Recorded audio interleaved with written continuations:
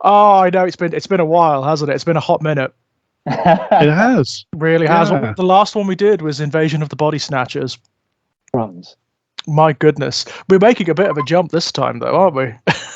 Yeah, I mean, out of interest, how are you framing this, or is it just sod it? I just sod it. I think that's the way to go. I'm not justifying this at all, nor do I feel any need to do so. Quite frankly, appreciate that. I mean, the only thing I would say is I can't even pretend any kind of objectivity on these films. I mean, these are like pure crystallized childhood in amber for me.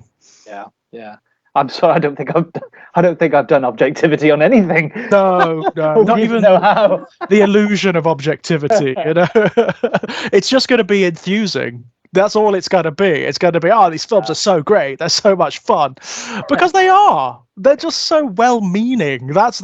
I just can't get over how much raw sunshine is in these films. Yeah, I had a great time because I hadn't seen it for many, many years, and I had a copy, but I hadn't seen it for many years. So I dug out the copy and just, big old grin plastered on my face. They're just so watchable, aren't they? All of the Harryhausen films are like that. Like every single film he ever touched is like that. There's just a rip-roaring adventure quality to everything, and because the way that they're all structured the same, they are all. If you sort of pared them down to the skeleton, it would be the same wireframe skeletal story underneath every single one. You know, they're mythological epics, so it is just set up. Set piece, set up, set piece, set up, set piece, conclusion. That's pretty much it. And it's fine. It's great. It's really, really wonderful. Works for me. It's difficult to resist. It's difficult to resist the idea that he was drawn to these sorts of mythological stories precisely because, I mean, firstly, they're full of monsters and creatures, and he's in love with he's in love with the physicality of monsters and creatures, and he's in love with the texture of them and everything about them. That's why these films are so infectiously enjoyable, because he's not the director of Clash of the Titans, but he was very, very creatively involved. It's almost like a co-authorship thing, and you can feel the infectious love and fascination just all over it. Absolutely. But obviously, there's something in the structure of mythic storytelling, I think, that just suited him. Yes. Yeah, absolutely. I think, like you said, Jack, what he's into is the monsters. He's into like the revelation of the monster, isn't he? Demonstrating what he can create, how he can render these creatures.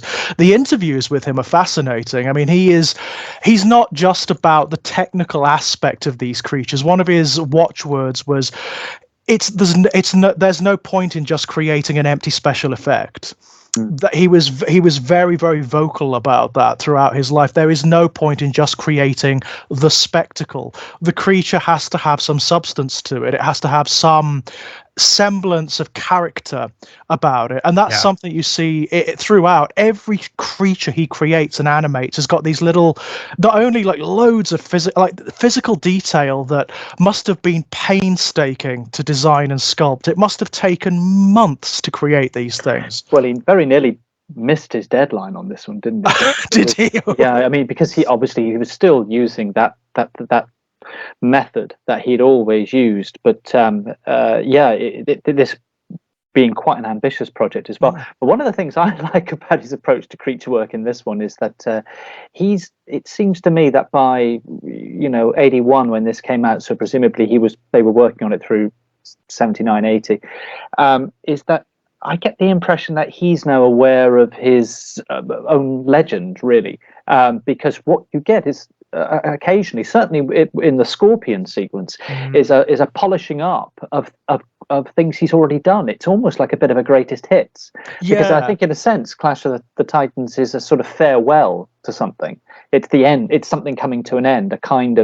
It's already, as we've discussed privately on messages, it's a film that for 1981 seemed from another era. I can't get over that. I honestly did not notice. I had no idea that this film came out in 1981 until I came to rewatch it for this discussion, I had absolutely no clue. There's certainly no clue within the film itself, like directorially or anything, or in terms of storytelling. It feels anachronistic, doesn't it? It certainly doesn't feel like a film from that era. No, but one of the delights of growing up in that era, and it's that wonderful thing, unfortunately, we lose when we gain a sense of for placing things in a time, is this was part of maybe a dozen films that were really a big part of my childhood. Yeah. And for as far as I was concerned, they just all existed. They existed more spatially than temporally. I had no idea that Clash of the Titans, I mean, it is a film from 81, but let's say Jason of the Argonauts, which is very much considered a companion piece anyway, was from 20 years before. As far as I was concerned, Clash of the Titans, the original Star Wars, the 77 one, this, and a few other films, they all existed at the same time. Yeah. I couldn't discern any. They were just. They were just mine. Slush, yeah. I just knew they were mine, and that was all. Yeah, I for me as well, like this film always came, in my own head anyway, packaged alongside Jason and the Argonauts. I don't know whether that was ever actually the case, but there's almost 20 years between them. I just cannot fathom that. I cannot fathom it. Yes, even things like the film stock, isn't it? Yeah. Go on, yeah, Jack, there are some very 80s things about it. Like I would say, primarily the casting. Yeah, there are some quintessential 80s casting choices, like Burgess Meredith in a benevolent sidekick, older mentor, father figure side role. I mean, Rocky started in the late 70s, I think, but it was a phenomenon of the 80s, wasn't it? Sylvester Stallone, and Harry Hamlin, and it's full of like people you associate. It's full of character actors you associate with late 70s and 80s television. Of course, Sean Maggie Phillips Smith. is in there, of course, I mean, Maggie Smith is ubiquitous. Yeah, and the older Laurence Olivier entering that phase of his career where he starts doing that sort of stuff. And yeah, I mean, that I would say is sort of the primarily 80s thing about it. That, and of course, that it wouldn't exist if Star Wars hadn't happened in 77. Right. So it's part of that wave of movies in the 80s that happened because Star Wars, not necessarily Star Wars knockoffs. I mean, I don't think you could call this a knockoff in any sense. Not at all. It's like in the same way that the TV show, the original Battlestar Galactica, is obviously very much an attempt to do the same thing. It's not like that, but there was loads of stuff that just wouldn't have happened otherwise. Yeah, Star Wars paved the way, didn't it, for the sort of the mythological epic in cinema again. The most overt thing would probably be the Clockwork Owl, the mechanical owl. Yes, that seems to be the most overt thing. Although I have read that Harryhausen insists that it predates R2-D2, for example, in his production design concepts and things. So there's something in the air anyway. This is it's a bit like in Doctor Who, K9 comes along, and it's very obvious to think K9 happens because of R2-D2 and the droids in Star Wars. I think K9 actually predates Star Wars and he was being thought up and written and designed before Star Wars happened. Right. So there was something going on in the culture that was causing this sort of rash of cute robot sidekicks to appear. Yeah. Well, I think if you probably looked into the DNA of influence in Clash of the Titans, it would be particularly strange because, of course, Harryhausen's career was so expansive at this point. He crossed decades at this point. So you would have had films of his that influenced the creation of Star Wars, of course. It paved the way for it, made the space for it within cinema, and then Star Wars itself changing cinema so drastically that it in turn paved the way for Clash of the Titans much later on at the end of his career. It's such a strange thing. But there's a lovely, almost that wonderful drag factor in the sense that although as I said, this feels like the end of something.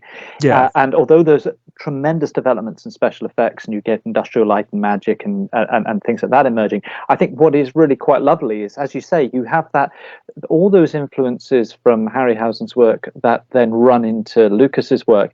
But there's like a little bit of loose change at the end, because of course Empire Strikes Back is probably one of the last major films to use stop motion in an unconscious, or I mean non-ironic way. I mean, where they're not deliberately homaging, they needed stop animation to do particularly the Imperial Walkers and one or two things with the Tauntauns and all that, which they could at that point they just couldn't do any other way. So it's that he's still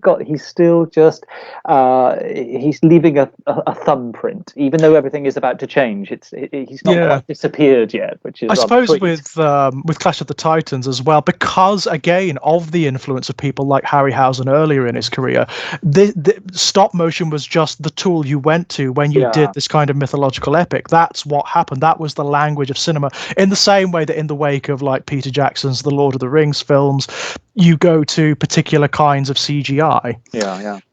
Again, I mean, the Lord of the Rings films and the Hobbit films and whatnot are very, very, very much the more recent descendants of Harryhausen. Peter Jackson has been very, very open about that. I know that on the production of the Lord of the Rings, when they were doing the monster set pieces, I mean, even the films were even structured very similarly. When they were doing the big monster set pieces, when they were designing the creatures, the watchword was Harryhausen. If something wasn't working, if a creature didn't have enough weight or it didn't have enough substance or presence, Harryhausen was what they went back to. That's interesting. Well, the creature CGI, certainly in the original Lord of the Rings trilogy, is very good. I mean, I'm not a fan of CGI in a sort of blanket way, but not all CGI is created equal. That's and the CGI true. in those films is much better. And I think it's because they don't lose sight of the fact that they're trying to represent physical things that exist in space. I mean, this is the big problem with CGI. It's getting better now, but for a very long time, people were using CGI to represent things kind of beyond its ability. Although, funnily enough, a lot of the early CGI is much better than some of the later stuff. When they like Jurassic Park, it's looks better than later stuff. But they're reaching beyond their ability to do stuff with it, and you're ending up with representations of things that are supposedly there in space in front of the actors or whatever, and they just don't look like they have any weight or any density or any physicality to them. But they remember to do that in the original Lord of the Rings films, don't they? They do. Gollum, as he's animated in the Two Towers, he looks like, they remember to represent his character in his movements, in his physicality and his body language, which of course a lot of that's down to Andy Serkis. Of course, I think the grounding element is, as you say, Jack, what the watchword is, it's verisimilitude, isn't it? These are not special effects. We are not trying to create special effects. We're not trying to wow the audience. We want people to understand or to think that these creatures exist in this world. They are naturally parts of this world, and that is something that isn't always present when CG effects occur. There is this tendency for filmmakers to want to almost like to dazzle with the effect rather than create some to what ideal. I mean, the best CG creature, of course, is one that doesn't draw attention to the fact that it's CG. It's the one that looks real. Well, that's why, I mean, I haven't seen it in ages, but I remember the original Jurassic Park, the Steven Spielberg one from 90 whatever. I remember that as being very good on this, because I remember watching it and then learning later that some of it was puppets and some of it was CGI, and thinking, shit, really? Which was which? I can't tell. It is almost impossible to tell the difference. It is the CG it blended with cutting edge robots and animatronics and puppetry in the original Jurassic Park is phenomenal. It's very good, isn't it? Because it's done with character, and it's I mean, whatever you want to say about Spielberg, he is very good at making films, right? He understands the language of cinema. He understands editing. He understands how to communicate the fact that this thing is here in relation to this other thing. This is how they relate to each other in space, which can't be said of all major film directors, I'm afraid. Christopher Nolan. So, and I think Clash of the Titans is a really, I mean, firstly, this sort of effect has an innate advantage for me simply because you are looking at something physical. You are looking at something that's material, that's touchable, that's palpable. And I mean, I'm drawing on other people's ideas here, but when you see them move, because you're watching animation, you're watching the result of somebody take a frame, somebody reaches in, moves it, take a frame, somebody reaches in, moves it. So when, the Kraken's arm moves, there is a trace of human action in there still. You are watching the result of an actual human arm, an actual human hand making a motion, and there's all the consciousness and artistic purpose built into that as well. Somebody is thinking, what, who is this thing? What is it thinking? Why would it do this? Where would it put its arm? Essentially it boils down to that.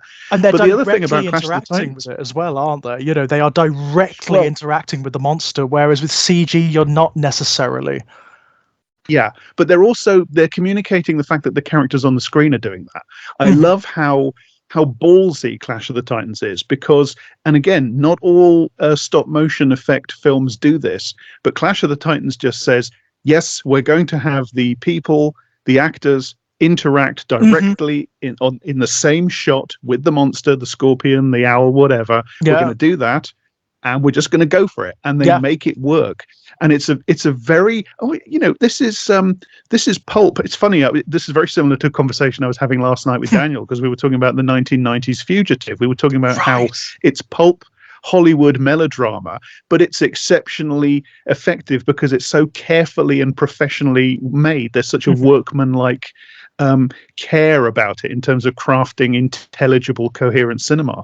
And I think there's the same thing here. The editing in this film, it's really, really good. It is. Again, it's not like a lot of big cinema now, where what you're watching. I mean, certainly, I know I sound like a miserable old git, but a lot of it, I watch it and I just can't understand what's happening. Sort of formally, I know, because it's so rote. You can just intuit based on precedent. Oh, I know what's going to happen now. He's going to go there and do that, etc. You don't need to follow it, but it's a good thing, really, because it has no real spatial awareness, no real temporal awareness. It doesn't try to communicate these things clearly to you, whereas Clash of the Titans does that incredibly well. I mean, placement of actors is something that, I mean, having some experience from that perspective as an actor, but knowing how directors work, even on the few times I did screen things, placement of actors is it grinds my gears, because one of the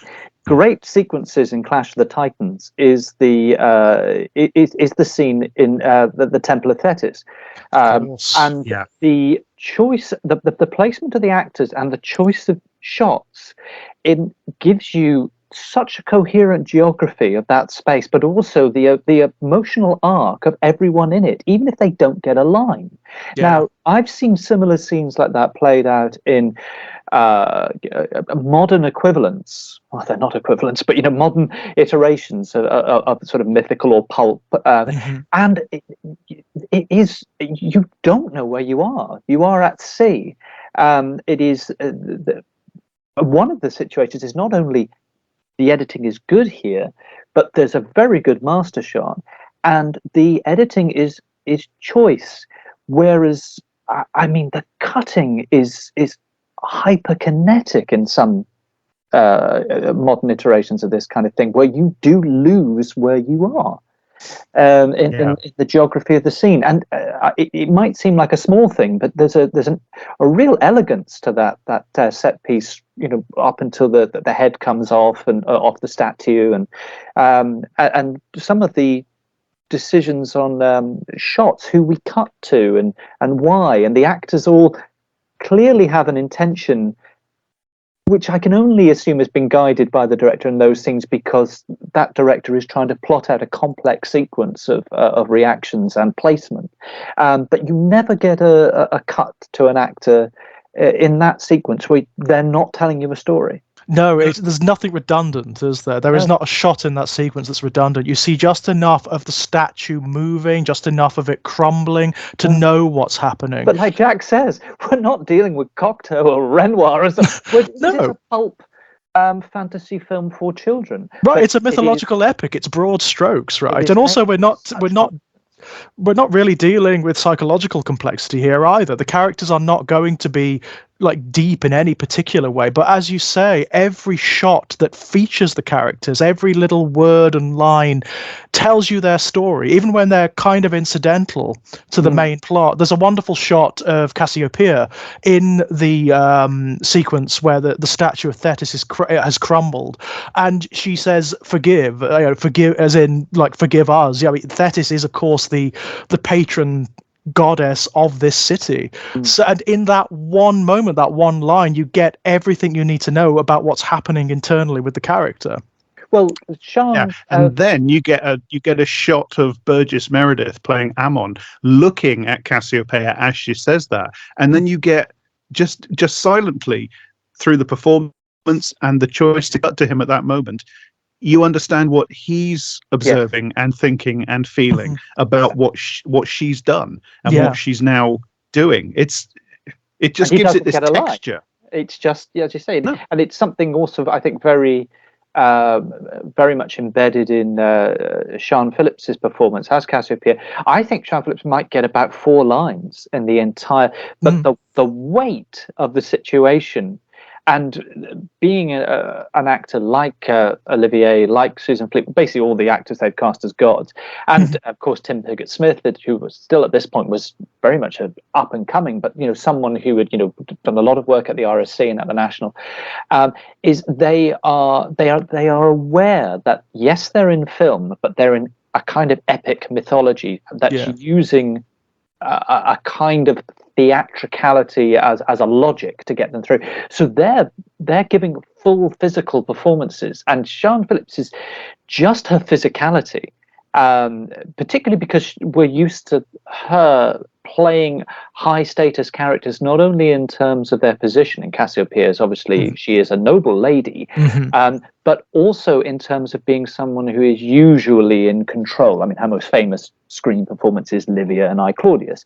So to see her absolutely, from the off, playing different variations of being under pressure, being lost in the sudden rush of history in that place where everything's suddenly changing and what's happening with her daughter, it is a fantastic piece of theatrical, physical acting for screen. But they're all doing it. There's a lovely moment in Olympus where, again, Susan Fleetwood may only get about 3 lines, but she stood there with the owl, and Zeus makes the proclamation to give the owl. And she has a close-up, and it's that awareness of actors, particularly if their background is in theatre and then they do screen, of that they are so calibrated to know what to do. And she just almost she barely moves. She doesn't turn down her mouth. She defocuses her eyes or unfocuses her eyes. So she basically goes misty-eyed by slightly not focusing on anything in the scene. As Olivier's lines played it, and you get an entire emotional landscape in that moment. It's like, how dare you ask this of me? But she remains absolutely still. And those kinds of things, casting, editing, actor placement, they're really on point in this movie. Yeah, and the film is just aware that you don't need anything else. As the audience, you don't need anything else. This tells you about the relationship between her and Bubo the owl, and why the owl that occurs later is going to be synthetic and metal. You don't need anything else. What again, getting on the old man horse again. there is a tendency for films of this type that are made now, certainly within this genre, they want to give you a background for everything. Yeah. They want to give you like motivation for everything. There would be a backstory about what goddess is it that she plays? Is it Aphrodite? I can't remember, but the goddess and Bubo, why they have this relationship, why it's Athena, it's Athena. Of course it's Athena the owl, of course it's Pallas Athena. Of course it is. There would have to be a background between them, wouldn't it? There'd have to be a backstory as to why the owl, why this intense relationship between them. But it resists that. It leaves you knowing that it is there. And in fact, theatre actors, which I've got more of a knowledge of than film, and it might even be a European American thing. I don't know, but theatre actors in Europe don't talk about motivation. They talk about intention. Yeah. And intention is what is happening in the moment, which can give an inkling not only to the narrative in the moment, but maybe something to us. Whereas motivation, you're starting from a really kind of almost abstract place, which is much more difficult, which is you're thinking about an entire personal history you might have with the other character. Now, I don't think people necessarily do that in life. They fleetingly do it, perhaps, if the person they're in a conversation with or a conflict with stirs up memories. But mostly, what we do is we work from intention. What do I want in this moment? And there's something much more alive about that. And of course, the writers of this day. I mean, the writer of this had his Beverly Crosby had his training in theatre. They're aware of this, so they know that they can sketch in background. They can trust the actor to give you a sense of a character's personal history without having to over-explain things or do the terrible darkness of their interrelated pasts or anything like that. Or a great big extraneous flashback in the middle of the narrative, breaking up the narrative where... God, yes. I mean, what you would suddenly the story stops, so that... What you would definitely get is like a big sort of very complex political intrigue of Olympus. You would definitely get the relationships between the gods. And I mean, I haven't seen the more recent version of Clash of the Titans. But I'm assuming I haven't seen it. I'm not interested. I have no intention of seeing it. But I'm assuming there's a lot of politics between the gods, and I'm assuming that I don't know, but I'm going to assume it makes one of the gods a complete antagonist, and I'm going to assume it's Hades because they all do fucking Hades. They all do fucking Hades, don't they? So you are absolutely right. They cast Ralph Fiennes as Hades. Okay. And he does it as full Voldemort. He's limping. He does it in evil, sinister voice, and he sort of limps into an audience with Zeus, who is of course played by Liam Neeson. Okay. The frustrating thing about this Taken of the Titans, great. Yeah, it is. Although this plays fast and loose with mythology, that's so pop Christian as well. At least this film gives us the idea that we can accept, pantheistic gods or whatever. That we don't have to. Oh God! But what I think is interesting about this film is actually it does do the politics, but it does the politics in such a way that is so full of interesting implications. So like when I was watching it, I was like, this is fascinating because obviously we're dealing with Olivier here, and Olivier is difficult for us because we're of a generation that could not have seen him on the stage, and there's just enough people alive who still talk about what he was like on the stage, chiefly people like Michael Gambon, who were just so passionate about what they saw. Now, Olivier's film work is such that it's difficult for us, I think, to make the connection between. He's perfectly good in films, but the genius of the stage that's too big a leap for us. But there's some lovely little things in this because Zeus is written as so vengeful, but Olivier is playing every vengeful act as benign wisdom. Yes. Which is such a clever choice because a vengeful god is not going to see themselves as vengeful. Right. I mean, something I really got politics in there, but it's the totally. They are kind of played like Medici's, but they've got a really interesting code. They've got a really interesting law, which they don't have to over-explain to us. Like, there's little things like I'm sitting there watching, going, why doesn't Zeus just put Perseus back? Now, in the first instance, you think that's a plot hole.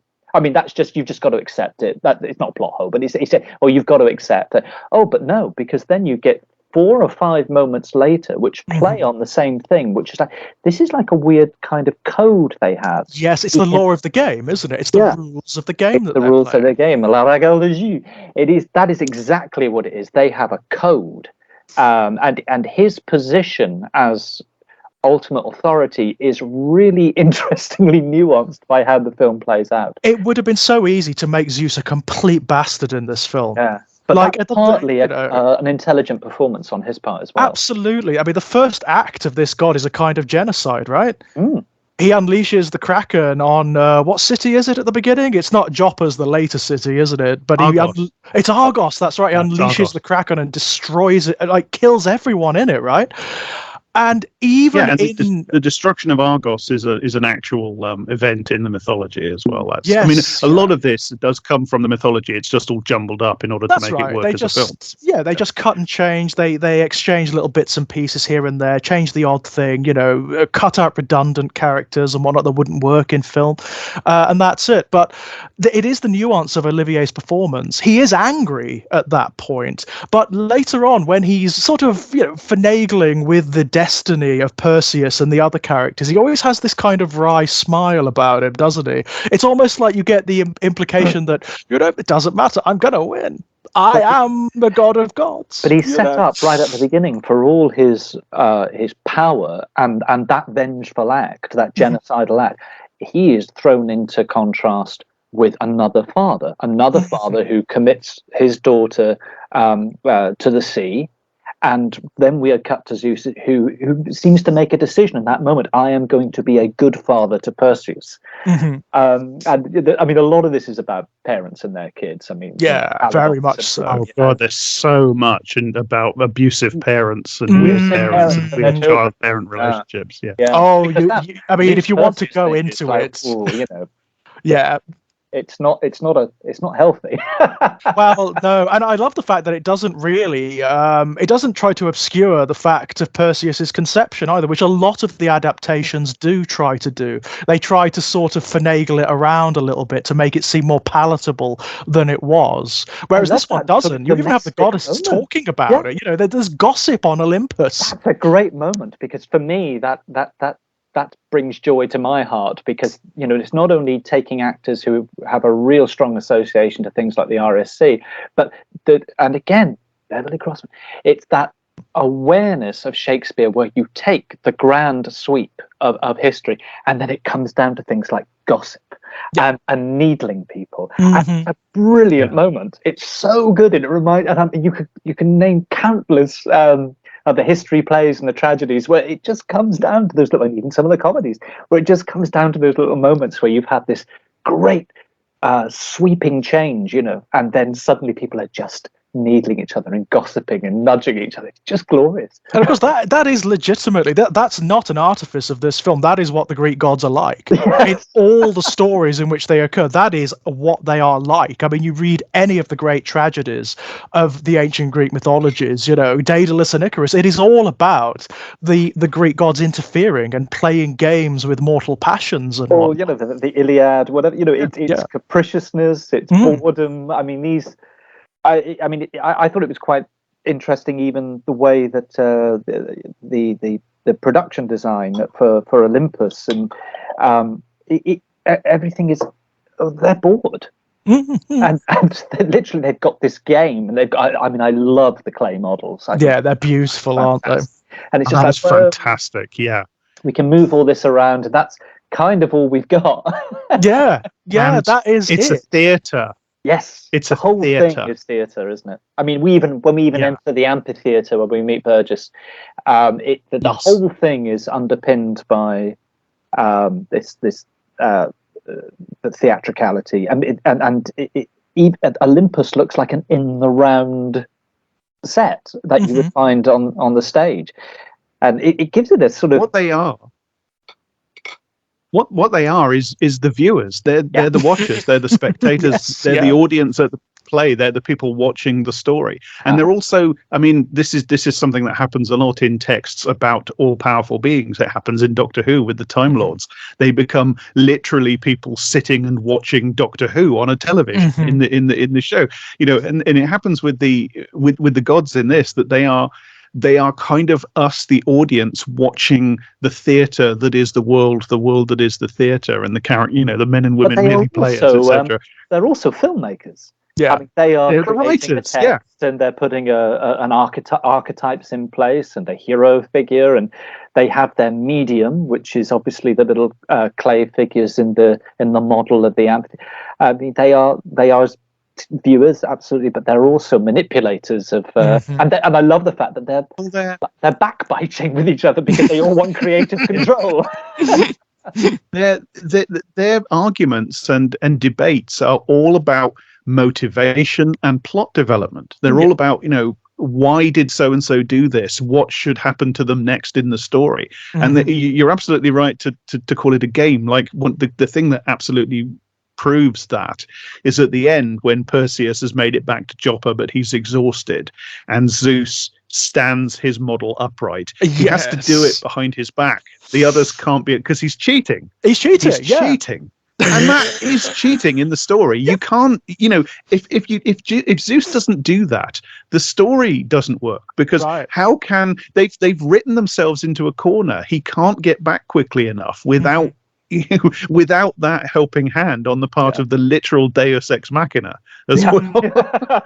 But this is good meta. But that is also Greek theatre. That is also Greek theatre. It's the perk of being Zeus as well, isn't it? He is the prime arbiter of this game. Ultimately, he's the editor and director, and therefore has a little bit more creative control than everyone else.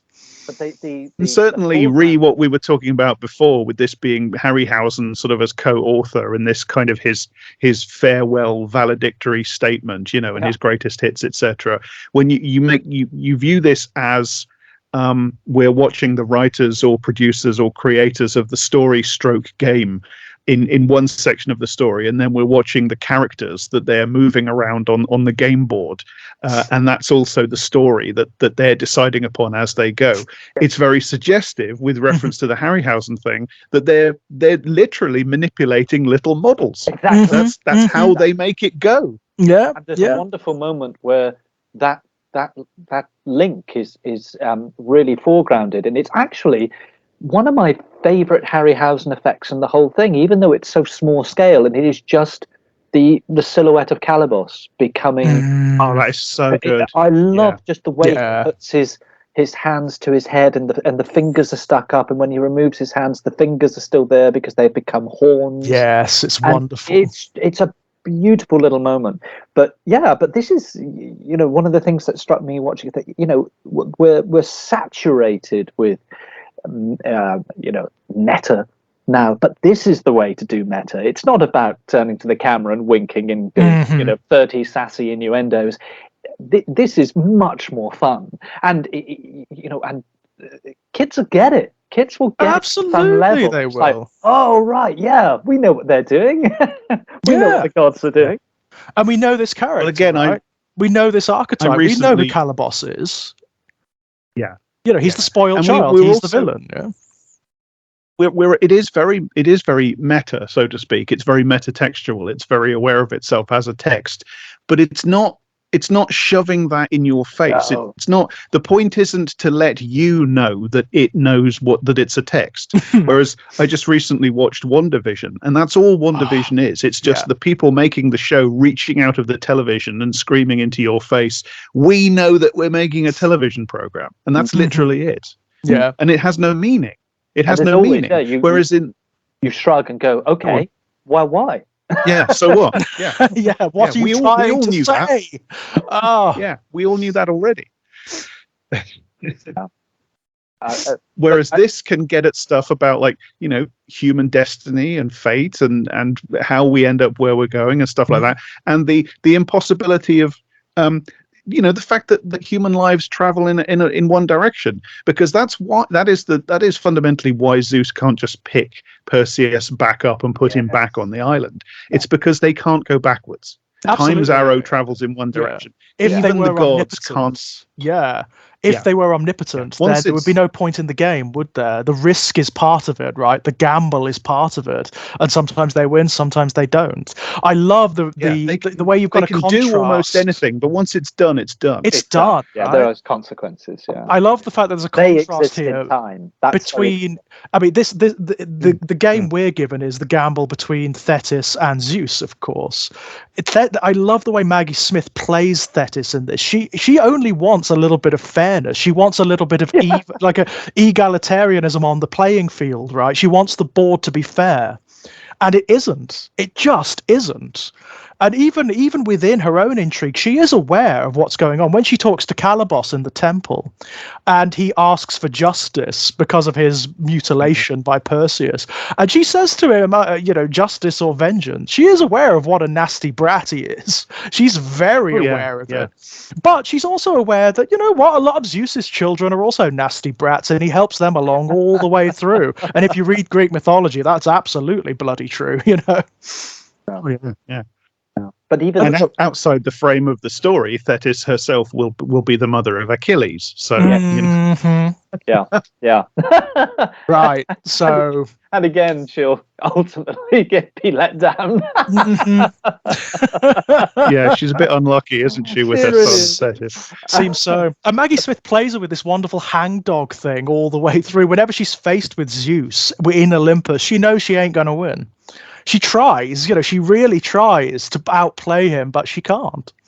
It's quite interesting because there was just a touch of nepotism about this, because she was married to the writer.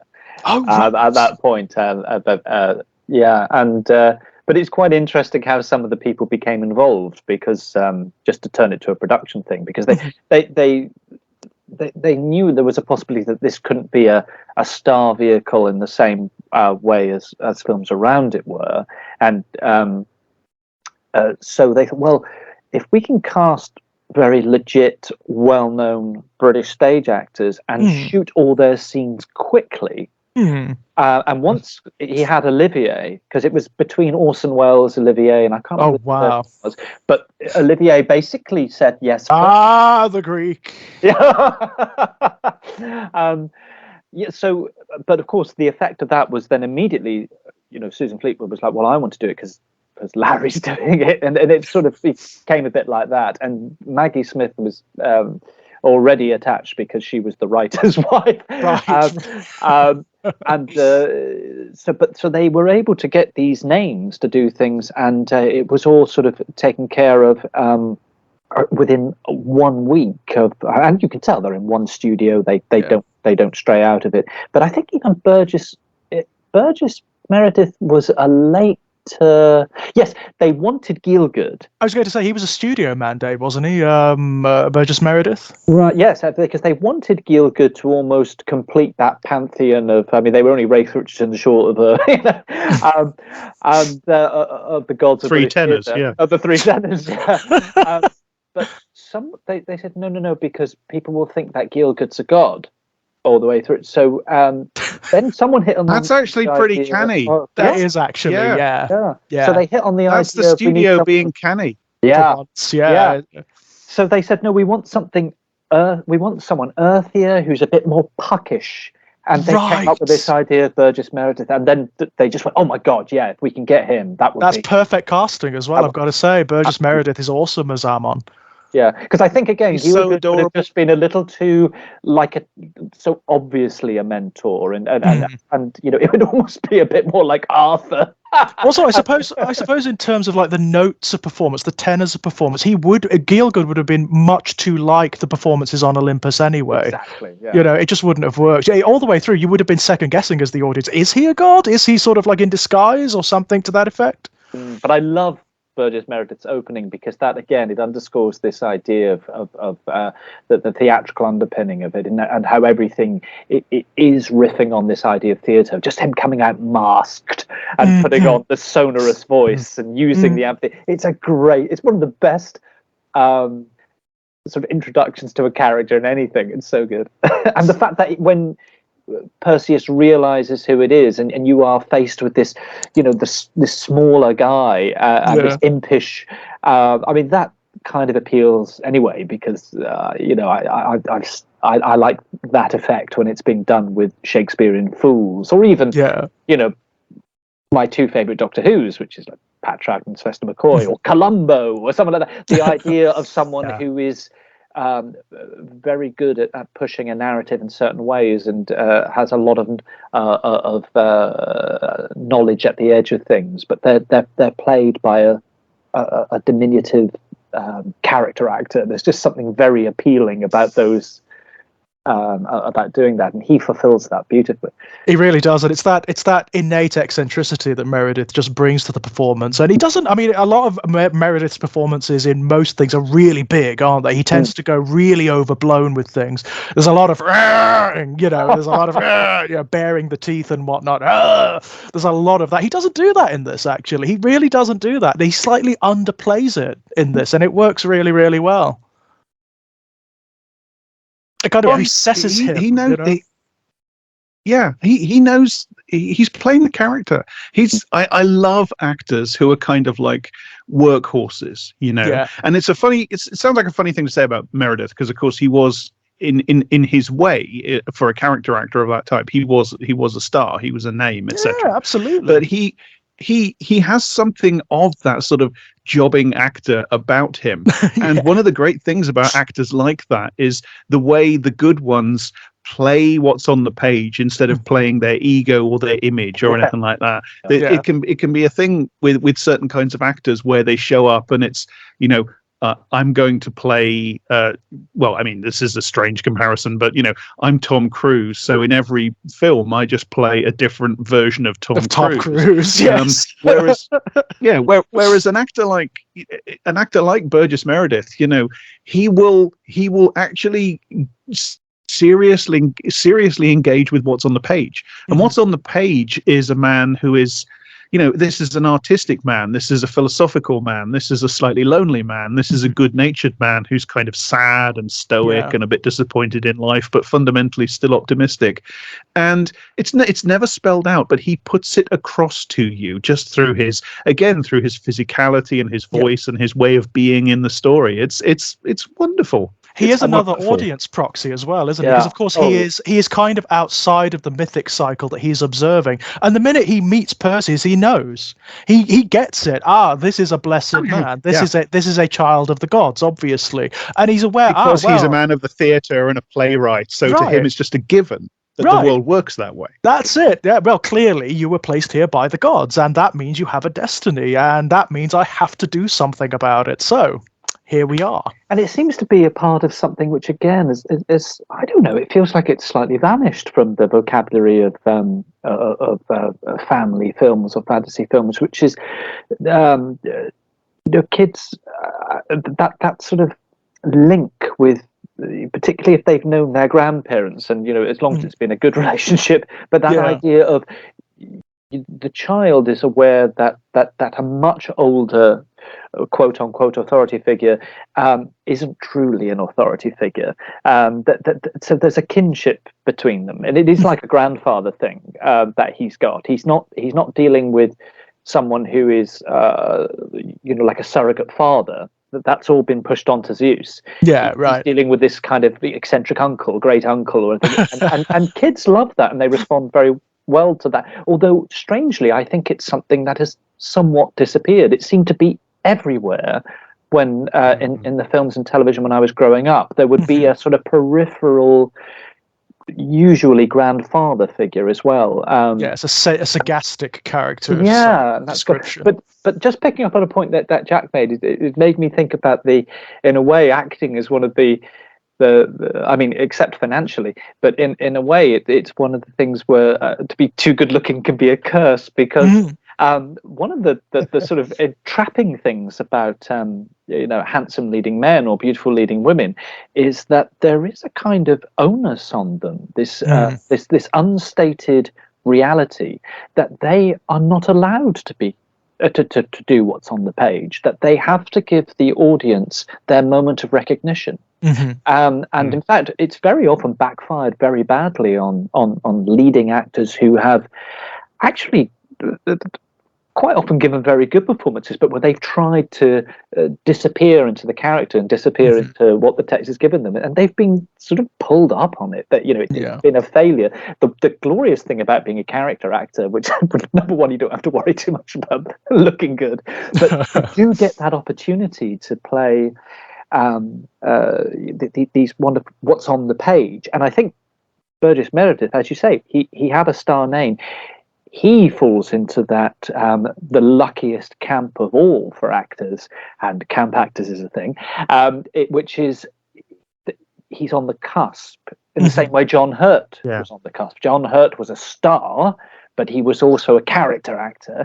And it's and just speaking from the perspective of having experienced that, I think that's the most enviable kind of actor. They get the money, they get the lines.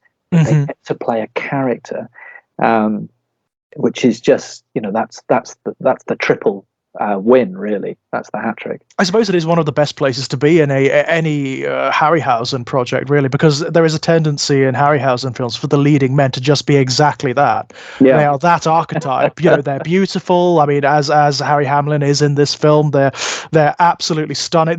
He looks like he has just stepped out of the artwork on the side of a Greek vase, right? What's interesting though with that is that one of the things that did strike me was that, oh my God, I mean, the guy was obviously in very good shape. He was in a recognizably attainable shape in 1981. It's like, my God, if this film, I mean, I know it's been remade. I don't know who plays Perseus, but it's like, my God, can you imagine the absolute bodily horror the actor had to go through to prep for this role?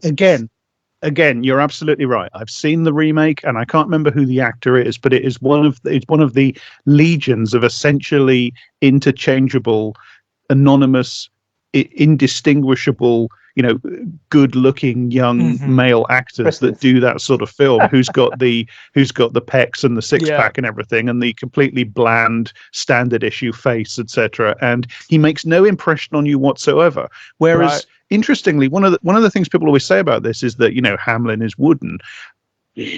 I don't think I agree with that. I think Hamlin is actually giving quite a canny performance, in that he knows that he's not the draw. He knows that he is the vector whereby you get from character actor to monster to character actor to monster, and he's just being that vector. He is doing the archetype. He is being Perseus, by his very nature, is an ancient archetype of hero, isn't he? There's not that much you can really do with him in terms of outside of the immediate moment, right? The situations in which he finds himself. But Hamlin does what he can do with it. He does. He gives it a fair fist. You believe that he cares. You believe that he cares. Like when he's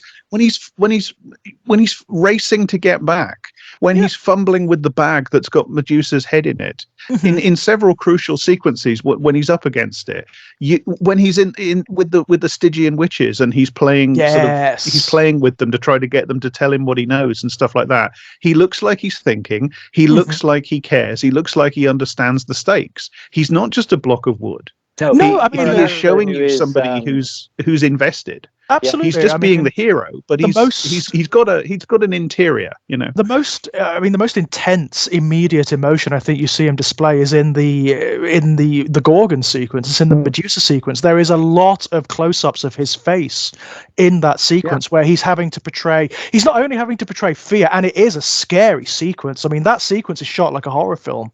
It's lit and framed and shot like a horror film. It's absolutely brilliant. Finding it very hard to sit through that sequence as a child. I used to hide behind my fingers. I think I've only actually, even though I've seen the film many times, I've only actually seen that sequence without hiding behind a cushion. It's very scary. It's very threatening. It's at the point where it's the most dangerous point in his quest. It's where he could potentially fail, where everyone could die.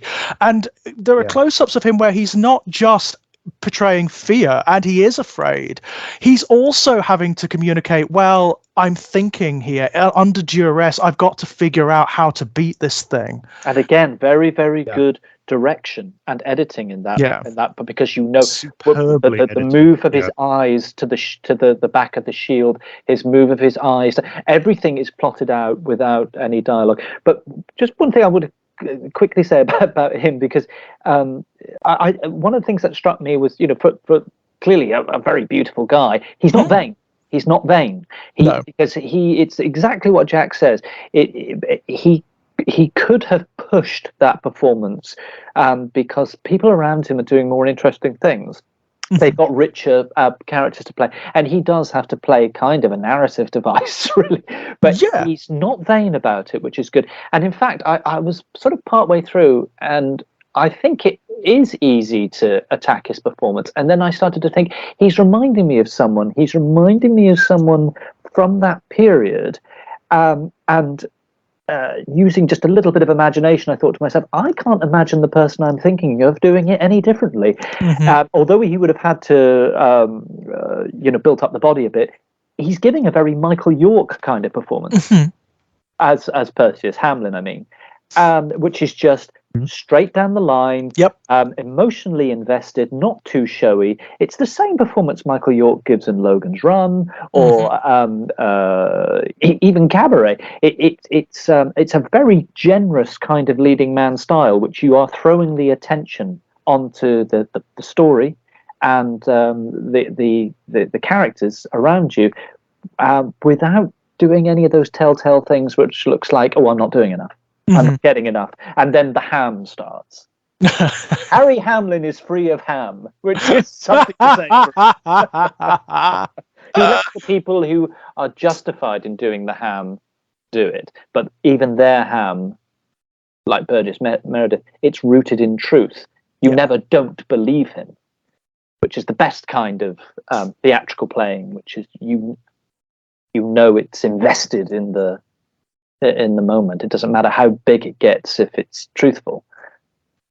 Yeah, I always feel that way about it's a bit of a non sequitur, but I always feel that way about Nicolas Cage. When Nicolas Cage is doing his just hamming it up thing, I never mind, because I always feel like I'm watching somebody who's enjoying himself and is still invested. He's, it's not like, for instance, and I'm going to speak ill of the dead now, it's not like Paul Darrow. Right, Paul Darrow started out as a very good, interesting actor. He was a very good actor at the start, wasn't he? Yeah. Over the years, Paul Darrow just said, fuck it, I'm just going to turn up and do my Paul Darrow thing and take the money, and I don't give a shit, which is fine. That's fine. But when, by the end of Blake 7 or whatever, when Paul Darrow is hamming it up to fuck, it's just, I don't mind it, but it's because he doesn't care. Yeah, he's showing up and he's taking the check and doing his thing and going home. That's it. Whereas with some actors, and I think Nicolas Cage is a really good example, you don't mind when they go over the top, because you feel like it's considered, and you feel like it's from enthusiasm. And you feel like that's who they are, isn't it? Yeah. That is who they are. There is, I think you're right, Jack. It's that word sincerity that you hit upon. I think that is the core of it, to be honest.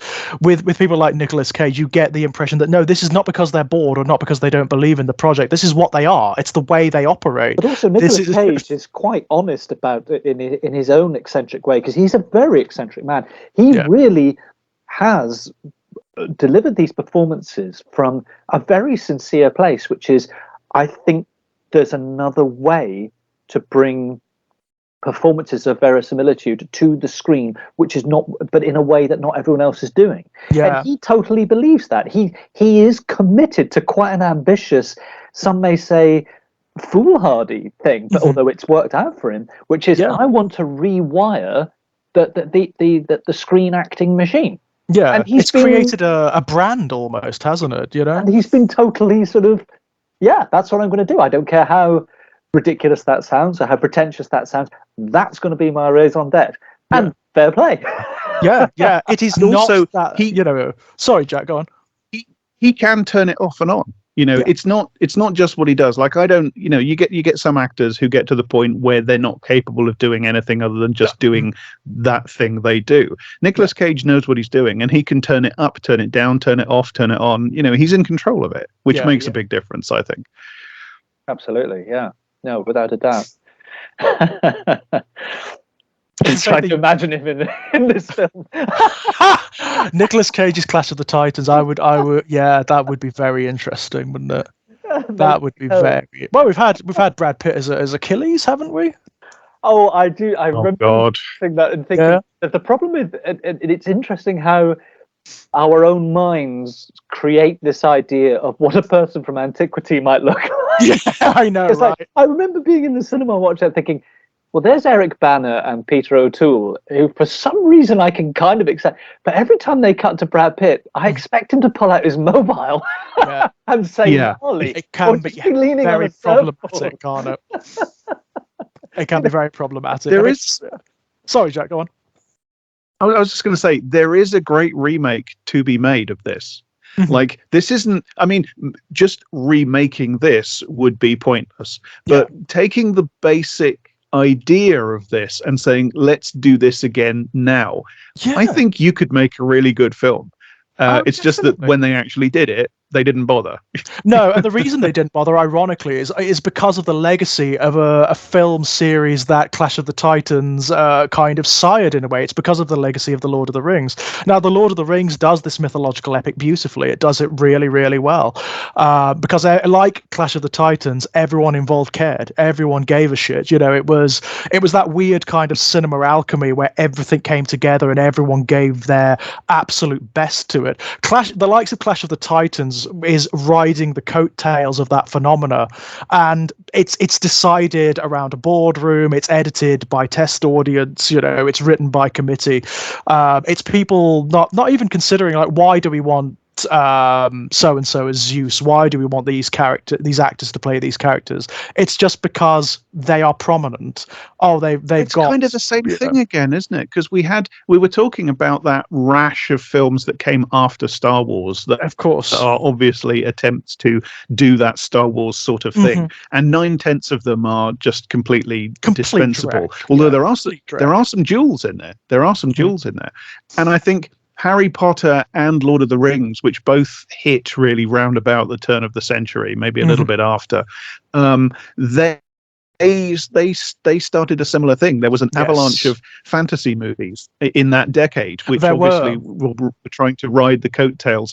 And, you know, you've got stuff like Percy Jackson and Spiderwick and Inkheart and those terrible adaptations of the Narnia books. Terrible adaptations. Yeah, I mean, talk about, God, you've got Tilda Swinton signed on to play the White Witch, and you waste it. Right, how perfect. How perfect. Tilda Swinton as Jardis, the White Witch. And again, Liam Neeson as God. Of course, Liam Neeson as Aslan. Liam Neeson, I feel, is another example of one of those actors that started out really interesting and then said, right, I'm just going to turn up and do my thing and cash the check, sadly. Who cares? Who cares? And again, it's very, very difficult because it's a as they used to say in the League of Gentlemen, it's a shit business. Actually, a lot of actors, there is certainly a bunch of actors who go, oh, well, that's my shtick, and that's what gets me the money. And then there is also a bunch of actors who are so desperate not to do that, but you get something, you know, that thing you did, you know, and even on a very, very tiny wee scale, even I experienced that when I was doing more acting, which was you'd be seen in something, you would be asked to audition, and they're like, yeah, well, you're here because you know that thing you did in that oh yeah, we kind of want that again. Yeah. Oh, right. And then before you know it, you've done that so many times, you forget what the hell it is to move on from it. And I'm not saying that's the case with Neeson, but there's definitely a bunch of actors who end up in that trap. Oh, I think Neeson has very, very much fallen into that trap these days, to be honest. And if they just does taken. They get the money, you know? Yeah. I mean, he just does take now, doesn't he? I mean, like, yeah, exactly. if somebody wanted to pay me that kind of money to just make the same film over and over again, Yeah, I'd take it. So, you can't say fairer than that, can To you? just snarl threateningly into mobile phones, which is what Yeah. Neeson. Hey, Liam, it's your agent calling. Are you all set to do Liam Neeson Beats People Up Part 17? Yeah, sure. And this time, if you can try not to land yourself in a kind of casual racist interview, then that would be cool as well. Yeah. That would be great. That'd Yes. Nice. But it's the segueing rapidly. The other thing about, again, it's that, as you say, they're making pulp cinema, as we were saying at the top of the conversation. But these people can't help who they are. So it's rather like, Olivier can't help but give a performance as use, which is freighted with everything else he's done, every other character he plays. And it's rather like the writing and the art direction. Watching that Medusa sequence, and it's like, this is that the things they're using as a touchstone. I mean, it's Caravaggio's Medusa, it's Leonardo's Testa de Medusa. It's always so much more legitimate than it has to be for the kind of film it is, and I think that's actually a part of its great success, from the acting through to the whole aesthetic of the thing, the art direction, the production design concepts. They've really, and even the choice of locations, I don't think they get near Greece, but they find these wonderful evocations. I mean, the art, the rock arch from Malta. It's just like, wow, that's an inspired place to have the Kraken sequence. It's the level of thought, and it's that thing about, and I know Jack and I have talked about it before. With Old Who, made on 50 quid and hacked out by people with a ticking clock on their mind. It's like, well, they can't help who they are, where they went to art school, where they went to, and therefore they bring all this stuff to bear on things that part of you could legitimately say, frankly, don't deserve it. But that's what gives them their power. Well, it's realizing absolutely. the artistry innate, isn't it? It doesn't matter if it's sort of considered to be pulp or throwaway or mainstream or popular or whatever. If there is genuine investment, if there is sincerity, it can be done well. Anything can be done well. And it is true. There really is. With the decision that, because I remember, it just brought to mind years ago, I did a play, and the play was quite frankly bad. I mean, like any jobbing actor, we needed the money, and it was this ropey sub Agatha Christie thriller out in a regional theatre in the sticks. I've never seen. Hey, you promised me you wouldn't bring up my one attempt at writing plays, you bastard. I've never seen a room full of actors and the director and set designers actually trying so hard to make it work and bringing even more to it than perhaps they would if they were doing a very high-end thing at the National, where you're sort of buoyed up by everything. Firstly, there's an enormous amount of confidence that's been conferred because you're doing a play at the National, but you sort of know you're going to get the best of everything. Whereas sometimes there is a real delight in being given basically crap. And like, okay, go on, try and make something out of that which lasts for 16 weeks and your audience doesn't walk out after 10 minutes. Such a great galvanizer. I suppose there is that element to it. I mean, here, of course, you have such pedigree involved in the pulp. I mean, you've got the icons and archetypes of the pulp involved. It was always going to be a big. It was it didn't necessarily have to be a successful film, but it was always going to be a big film, wasn't it? And yet, as you say, strangely, a film out of time where completely out of time. The visuals look like they're from the 60s. And the music, I love the music score. System, but that sounds like it's from it sounds like the kind of music they would use in 30s adventure films. So there's another displacement. It's like you get two layers of drift. You get the drift of a film that looks as though it. Hang on, is this like 1964? Yes, maybe? But then you get a music score which is even more suggestive of something like an Errol Flynn picture or something. Yes, I mean, even the storytelling is like that. Even the rhythms and nature of the story are like that. It is evocative of these old it was adventure released films. on the same day as Raiders of the Lost Ark. The Oh, same day. wow. I can't even. I honestly, I can't. I can't even. It's such a That is strange very, thought. yeah.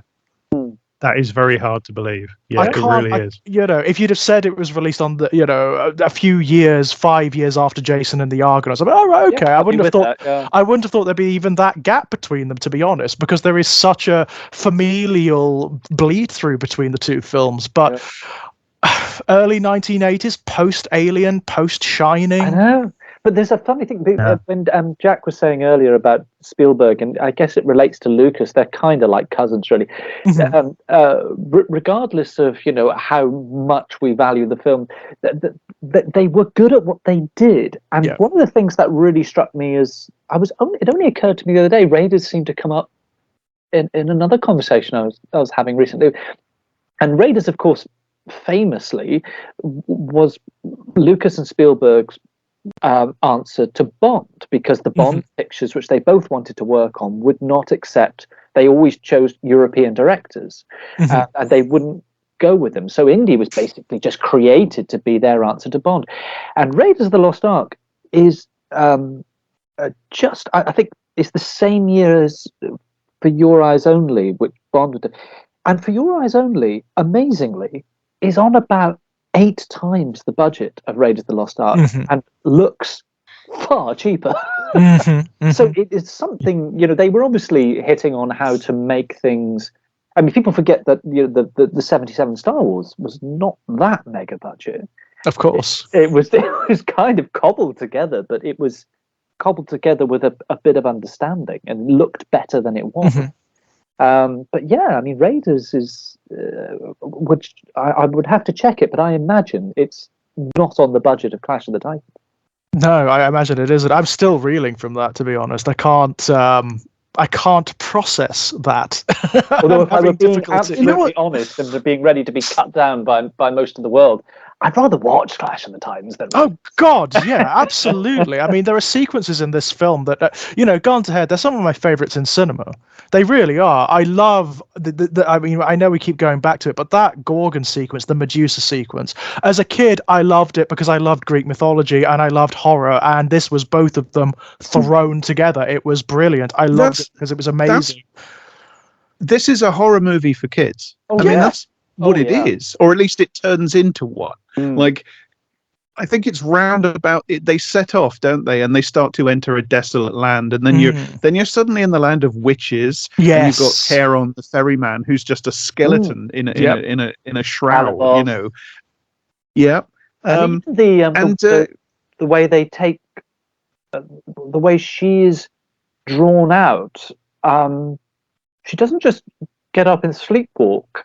It's her soul. It's strange, isn't it? Body it's an odd concept, like, right? Well, where are we going with this? This is what? And again, it doesn't do that thing where it explains the metaphysics of what's happening. It doesn't need to. It just doesn't need to. It relies upon the intelligence of the audience. Well, okay, fine. That is the way it is. There is not one moment where Calabos says to, yes, well, your soul has been drawn here, blah, blah, blah, blah, blah, blah, blah. And also, I mean, this is a conversation that Jack and I sort of texted each other quite recently. Neil McCarthy. I mean, wow. I think that the first thing he does in that movie is such a good choice. He sits down in the throne of Calabos and he gives a world-weary, almost tearful look. Yeah. Under all that prosthetics. And that is not the intention on the page. This is sometimes where actors have to do that thing of slightly reading against the lines. He is about to he is engaged in that trick which he plays on everyone who tries to be a suitor. But when he first sees her, and he plays it sort of tearfully, and he's like, oh, it's such a good choice, such a good choice. And sorry, go on. He finds the humanity in an inhuman person. It's not just that Calabos has been turned, and I feel like I need to mention this. Calibos is made, quote, abhorrent to human sight.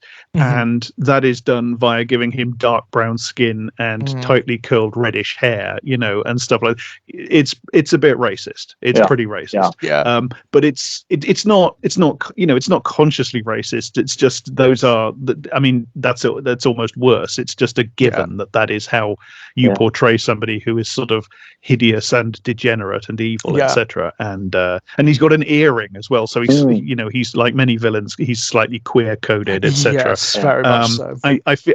I feel the need to sort of just mention that in passing. No, but that's a good point. Even his acolytes and the way they are, although they are played by white European actors, that and they albeit their skin is it is sort of quote unquote dirtied up. But there's and there's around the campfire there's little and everything. Well. It's there's a lot going on there that is the sort of casual, that's how we do that, isn't it? It's the kind of archetypes you also find in this kind of storytelling. I mean, you will find the same dynamics in things like The Lord of the Rings, in C.S. Lewis, all the way through this sort of accepted racism and white superiority. But not, of course, in the original Greek myths, because they are pre-modern.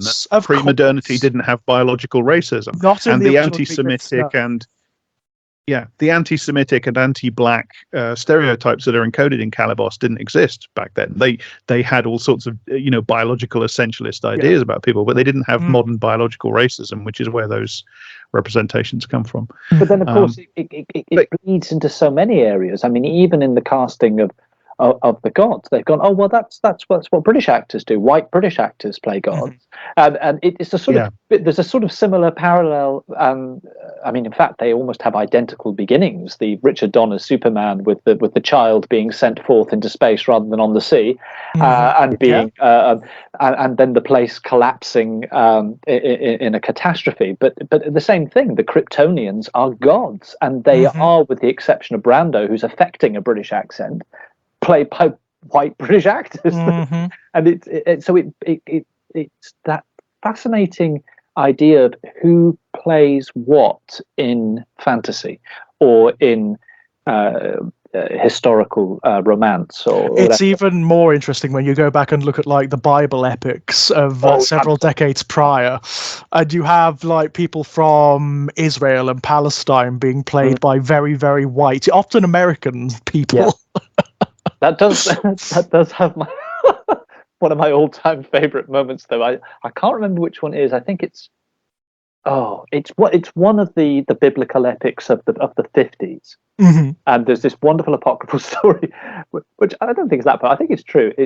John Ford directed one, and of course he cast his old mate Marion Wayne, John Wayne. And John Wayne gets the final line. I think it's the greatest story ever told. It is. It's because he plays Longinus. Truly, he knows, Son of God. Yeah. And he says to him, doesn't he? Oh, John, I'm not sure about that line reading. What you need is to give it more awe. And John Wayne goes, right, I got you. Oh, he truly is the Son of God. God. I've heard that one, yeah. I want that to be true. Oh my God, yeah. Oh my God, yes. Oh, Christ. Amazing. But just one. All I was going to say was that McCarthy finds the humanity in Calibos, because you get the feeling that this is a man who is truly hurt by what's been done to him, whether he deserves it or not. Again, he has a personality. He has a character. There is a person in there. Oh, absolutely. And also, I mean, in this situation, there is a get out clause. There is no human character really in this kind of story is entirely responsible for who they are or what they do, because there are these divine manipulators moving them around all the time. Yeah. Yeah, and it's interesting that the crime that has caused Zeus to pour this quite extravagant, horrifying punishment onto him is that he's hunted down Zeus's flock of flying horses. Well, that's essentially Zeus taking a petty revenge for somebody damaging his property, isn't it? Yeah. It's like him destroying an entire city because their king decided to punish his daughter after she was essentially raped by Zeus. Yeah. That nice little Zeus is not. again of is that the reason, or is it because he needs Calibos out of the way for Perseus? Again, you've got these layers all the time, which is which Olivier is aware of. I mean, there are these little twinkles and these little moments in his performance where he kind of knows what is going to happen with Perseus. He has already established his destiny, and no one is going to get in the way of it. No one is going to get in the way of it. And again, he's freighting in the fact that this is an actor, probably one of the most fortunate actors ever. He played every single Machiavellian character that Marlowe and Shakespeare and others created. He knows what he's doing. Absolutely he does. Absolutely. And I love the fact that it resists the urge, which I imagine, again, the remake does not, of making any one of the gods the good guy or the bad guy. There is no absolute morality. There is no absolute evil here. I mean, if there is an antagonist, I suppose it would be Thetis, I suppose. But even she is drawn with this incredible sympathy and ambiguity, and that may be because of, Maggie Smith's performance. Yeah, absolutely. Even in the scene, the wonderful scene actually between Calibos and Thetis, I love where that you get again just implicit and understated and just again not spelled out in any way, just implicit in the way they talk to each other and in the performances. You get a picture of essentially an emotionally abusive mother-son relationship that has fucked this guy up. And there is a really wonderful moment in that sequence, and it's the very last shot in it. And it's obviously deliberate, because almost everything in this film is deliberate, where it cuts back to Calibos after she's reprimanded him and said, he says, "I demand justice," and she says, "Justice or vengeance." And he looks away from her, and he's sort of like almost in pain as he's considering it, It's almost like he's wrestling with it himself. It's like, do I? I don't know. But there's also he's aware that there's an expectation in that question. Yeah, right. That he has to give her the right answer. Yes, and he's been seen, of course. I mean, he's been seen for what he is, which is not some scion of justice. It's as a petty, vengeful man, Yeah, and again, it's that. Yeah. Just thinking of him in respect of the techniques, what could have been disastrous, but the way that they mix the live actor performance and then the stop motion in order to get certain things to work.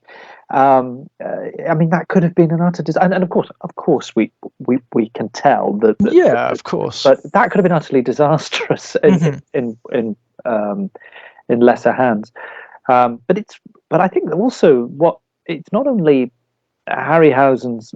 I mean, by this point, it's he's post-imperial phase for him. I mean, he totally knows how to do this, but he is really complemented by whoever the sound designer is.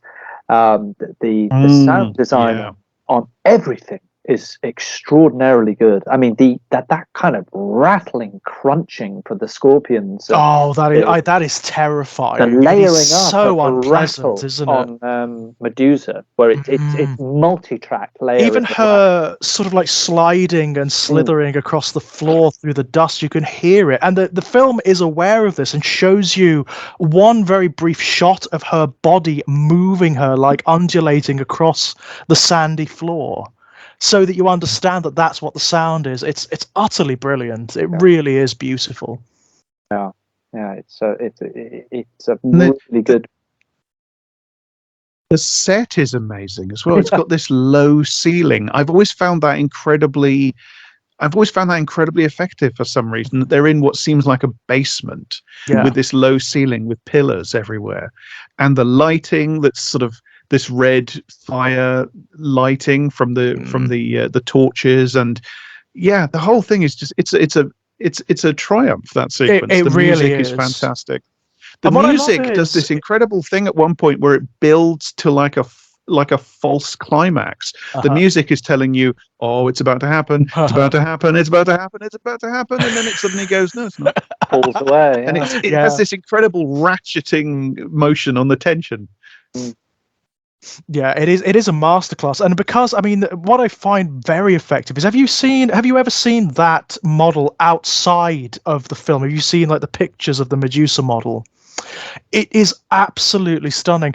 I mean, if you were being uncharitable, you might say, "Oh well, they shot it in this low light so that the model isn't shown up." Well, absolutely not, actually, because other models are shown in full glorious sunlight. The Kraken at the end is in full sunlight, and it's absolutely beautiful.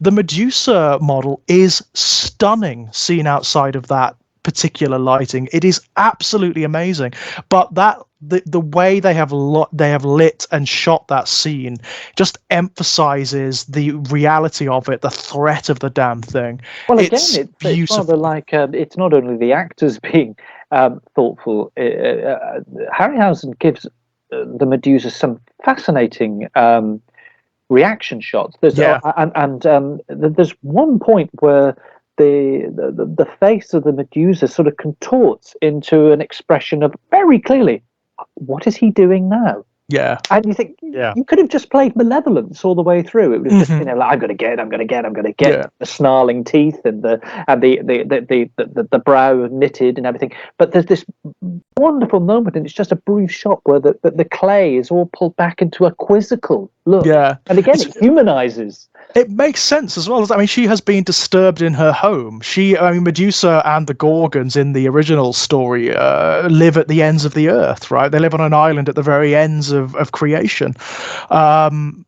She's been again, disturbed. you have that amazing location in the film. You have that amazing location, which is a ruin. So you feel almost like where they've gone is like this world thousands of years in the future. It's almost like he stepped into the ruin of his own world, and there she is waiting at the end of it. Yeah, the framing of the creature lends it such incredible impact, and then you have on top of that all of the technical stuff that goes into its shooting, its lighting, its framing. Harryhausen giving an incredible performance with the model. Yeah. It's a masterclass. It's a masterwork, and there's a moment where. Sorry, Jack, go on. You cut to her. There's a moment where you cut to her face, and her eyes are flitting back and forwards, and she looks afraid. Yeah, and you get this feeling like this creature is defending itself. Yeah, right. And it's bolstered by the fact that they're surrounded by the petrified corpses of loads of guys. Well, these are guys that have come there in their hundreds over the years to kill her. This is, as far as this creature is concerned, it just wants to be left alone, and people keep coming there to murder her. Yeah, absolutely. Which is essentially what. Yeah, you don't end up in the Gorgons That is what Perseus is there by to accident, do. Right? You are one of these would-be heroes who wants to make a name for themselves by slaying one of the great monsters of mythology. Yeah. I mean, morally, you can't fault her. Armed men have broken into her home to kill her.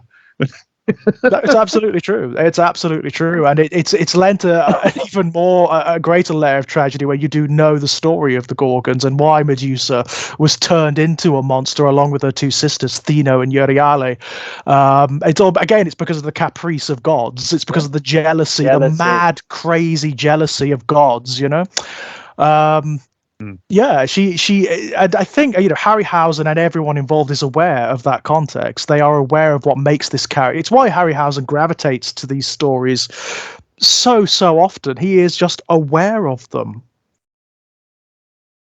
I mean, even the Kraken, the Kraken is a mega monster, right? It is the big mega monster of this story, and yet it's a kaiju.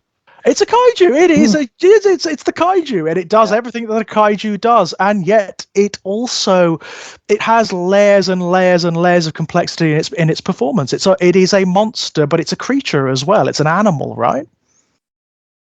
The thing I find fascinating about the Kraken as it is depicted here is that it becomes like this manifestation of ultra masculinity. There is this repeated emphasis on its typically it's to speak in a bit of a biologically essentialist way. It's typically male physicality. There is a repeated emphasis on its arms and the muscles in its arms, and it's what again, like Perseus and like several men in this film who were seen, naked from the waist up. It has like a washboard chest. It has a muscular physique, and that is particularly pregnant when, of course, it's menacing Andromeda, who has been offered up as a virgin sacrifice and is there with. I mean, this is a scene that is depicted again and again and again in Western art for obvious reasons. Andromeda, usually naked, manacled to the side of the rock, when this great manifestation of sort of male predatory ravishing power is coming to do something, and the film doesn't. It doesn't. It obviously it can't. Well, it does show her naked actually earlier, but she's not naked at that point. Yeah. But it doesn't quite say it openly, but it sort of says both halves of it in different places. The film isn't shying away from the fact that we are talking about something that is coded as an act of male sexual violence. Oh, absolutely. There's a subtext there, and it's kind of mirrored by Perseus and the Gorgon again, isn't it? Yeah, and also it's by violence, Zeus's repeated rapes. Again, the word isn't used, but that's what they're talking about. They're talking about Zeus raping loads of women. I believe they do supplant the word rape for ravish. I do believe that occurs a couple of times. Particularly in the story where Thetis says he tried to ravish me as a cuttlefish or something to that effect. That's right. Yeah. It's played down. It's turned into a bit of a joke, but that is what we're talking about here. Oh yeah, absolutely. And of course, you have the authoritarian, patriarchal, quasi-sexualized violence of Danae's father towards Danae. The very suggestive image of him having her sort of grabbed by loads of blokes and put back in her box, right? Again, there's loads of interesting stuff in here that the film is prepared to go with. It doesn't neuter the undertones of these stories. Oh, absolutely not. I mean, like even the punishment that he creates for Danae, returning her to the sea, it is a returning to the womb, isn't it? It's an unmaking, it's an abortion almost. Yeah. It's sending back. You fail. I don't want you anymore. You are sullied for me. Go. But again, it's even the execution of that Andromeda sequence with the Kraken, where there's even a shot in it which is with the landscape they've chosen and the positioning, where it looks exactly like Rembrandt's Andromeda Chained to the Rocks. That they frame it in the same way. You're like, whoa, there we are again, and it just leads us back to this idea of these are people who are bringing. It doesn't matter what this thing is, that they're loading it up with all the things that they've learned and they're aware of, and it really gives it so much extra. And you think, God, you don't have to do that, but someone. No, it doesn't. We could do that a bit like the Rembrandt painting. Yes, that we go. Yeah, let's just make her up that way, and It is a wonderful thing, isn't it? Because it means you can appreciate the film on multiple different layers. If you just want a good old rollicking sort of adventure story, you've got it. You can appreciate it on that level. Put it on, get your popcorn or whatever it is you like to eat while you're watching great cinema, and it's there. It's all there. However, if you do want to go deeper, all this stuff is here too. All this stuff is here too. It doesn't throw it in your face. It doesn't demand that you interpret it in an aggressive way, which a lot of cinema does these days, whether it warrants it or not. So, I mean, we've talked about this before, but so much cinema now is created by people who are kind of intensely but also quite facilely texturally literate, media studies literate, etc. So they understand that texts have capital M meanings, TM, and capital T themes. Hey, have some themes, TM, etc. And they exactly. So and they want their stuff to have meanings and themes, and they're desperate for you to understand that their stuff has meanings or themes. And a lot of the times it just ends up with things that are incredibly labored and prosaic and literal, and very often just the characters explain the themes and the meanings to you in the dialogue. Whereas this is actually more. This is more fertile. This is more pregnant. It's more interesting, this sort of stuff, because it just allows myths to be myths, and it allows them to just have their inherent polysemy, and openness to metaphoricalization. It's not didactic. I mean, a perfect example is the mechanical owl. I mean, that's one of the things that even people that like this film, a lot of people will say, well, the owl is annoying, etc. And okay, there's some comedy bits which are almost parodic in their cheesiness, where the owl sort of falls over and shrugs its wings like, it's a bit Scooby-Doo, etc. But it's the owl is a machine. It's an industrial. It's made by Hephaestus, who's the great sort of artificer of the gods, who's the workman. But what he makes is actually it's kind of steampunk. It's kind of clockwork. Absolutely, it's a creature of gears and valves and stuff like that. So what it is a precursor of industrialism, of technology, of mass-produced technology and machines, and all the way up to trains and the combustion engine and stuff like that. That image, and which is, we've been at a vantage point where we can evoke the past, we can write stories in the past, even if it's a mythological past, and then we can shump in these anachronisms. But they can stand. Yeah, it's an aggressive anachronism, and as such, it demands to be read. It demands you to interpret it some way, and it connects with a repeated noise in the film, which is the idea of the gods becoming useless. There is this thing at the very end. There is this thing at the very end where the gods fret about, they won't need us anymore. They won't and Zeus need has us this, anymore. Yeah, because they have these other things. These other things that are just on the horizon. Yeah. And that is consistent in these films as well. There is exactly the same thing that comes up in Jason and the Argonauts. Exactly the same thing. There's a point. It's the point in the Clashing Rocks where the Argo is sailing through the rocks that are falling and are about to destroy it. And Jason has the line, "The gods of Greece are cruel. In days to come, all men will learn to do without them."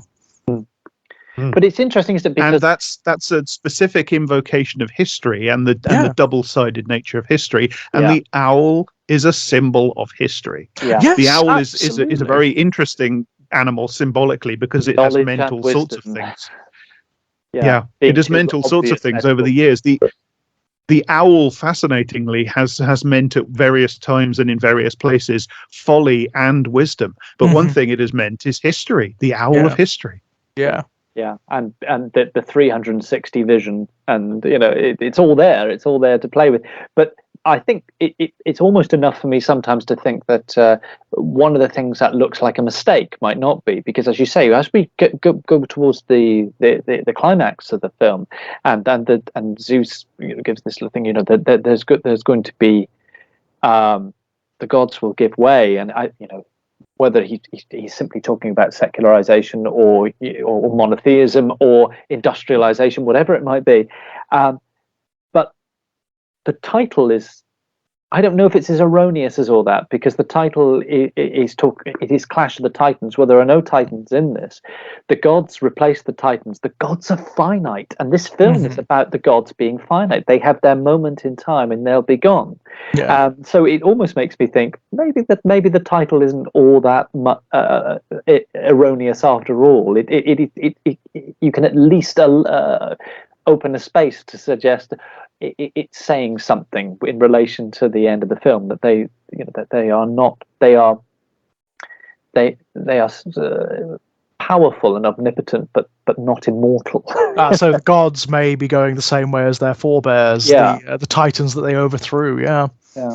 But I could be. And how is the Kraken killed? It is turned to stone by Medusa's glance, and then that it causes it to become a gigantic statue Yeah. that sort of crumbles. Well, that is the archetypal image of Greece as a past civilization, Yeah. of the gods as things of the past, isn't it? They are statues that are crumbling, their arms fall off, etc. It's exactly what happens to the Kraken. Absolutely, yeah. And it's also, I mean, that is something that comes up in a lot of fantasy stories that have occurred much later, which are derived from ancient mythology. Again, I mean, going back to the Lord of the Rings, at the very end of the Lord of the Rings, you have the transition away from the time of magic and gods and elves and whatnot into what is called the third age, or the fourth age, the age of humanity, which of course is a metaphor for the age of secularism and civilization and so on. Talking like the monotheistic God, particularly the New Testament God,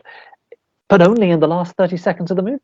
Mm-hmm. He starts talking about a particular kind of morality, and why they will still be needed for some time. And on one hand, you're thinking, bloody hypocrite, or at least that you're not that kind of God at all. But it's almost like the triumph of Perseus and the implications of well, maybe we have to become a new kind of god if we are to survive. Yeah, I mean, I read that as meaning it's not, I don't think it's meant to be literal. It's not Zeus saying, obviously within the story it is, but in terms of its implication, it's more saying that humanity will need myth, will need story, will need narrative forever and ever and ever to give it poetry, to give it meaning. Not necessarily that we will literally need the gods of ancient Greece meddling with everything all the time. No. Which there's this feeling of a reflexive sort of counter reaction, isn't there? Yeah. If you view what Perseus achieves as like as a humanist statement, that there is that potential in humans to be heroic, etc. I mean, it's a bit reductive, but if you want to view it as a humanistic statement in that way, then what Zeus is kind of saying at the end is, yeah, we're still needed, but what we are needed as is not gods, capital G, as actual beings, but as gods, as what gods in this sense actually are, which is anthropomorph. I have very great trouble with that word. Anthropomorphized expressions of human qualities. Yes. It's like they are switching from being the viewers and directors and writers and controllers of the story that happens in the amphitheater to being the observed instead of the observers, to being the story instead of the story writers. Mm-hmm. I do think the just on a personal level, the influence of this one was very profound, because I do remember, as I say, as a child, it being among a half dozen to a dozen films that I was just absolutely obsessed by. But it sort of did its job in I guess an Arethian sense, in that I got very, very obsessed by, and I do remember my dad. I came home from school one day, and he basically filled an A5 notebook. God, if I could find this in my parents' attic, I would be over the moon. He filled an A5 notebook where he had done a little picture of a god or goddess, and basically put next to it what they did. And he did it in pen and ink, and he just gave it to me, and I poured over it. Superb. And it was one of the best things he ever did for me. He used to work a very odd shift pattern in the work, and so some days when I would be at school, he would be at home, and then when I came home from school, that would be him gone. So there would be some weeks where I maybe only sort of saw him for about 5 hours for the entire week. And I think he sort of did this like, well, this is something I can, but I'd love to find it. But that absolutely came out of things like watching Clash of the Titans and being full of questions. Oh, absolutely. What's going? Who are these people? And he did a kind of, I'd love to find that again. And I had it for years. I poured over it and over it and over and over it. And Yeah. Oh, like you, I definitely attribute my absolute fascination with mythology of all kinds to these films. Definitely, I would have definitely seen these films before I ever picked up a book about Greek mythology or whatever. But there is no doubt. When I was a child, my mother and my brother and I would go to the local library, I would come out with armfuls of books about mythology, Greek mythology, and it would have been as a result of watching these films and seeing similar pictures in the books or similar names and wanting to know what they were and I've still got whatnot. two on my shelf from childhood where it was becoming a bit of an obsession. I can see them, the Legends of Greece and Rome and golden something. Okay, it's so faded I can barely read it off the spine. Those were the sort of gateway drugs. yeah, very much so. Very much so. For children and young people before you get into the sort of Mary Reynolds things and then Robert Graves and but yeah.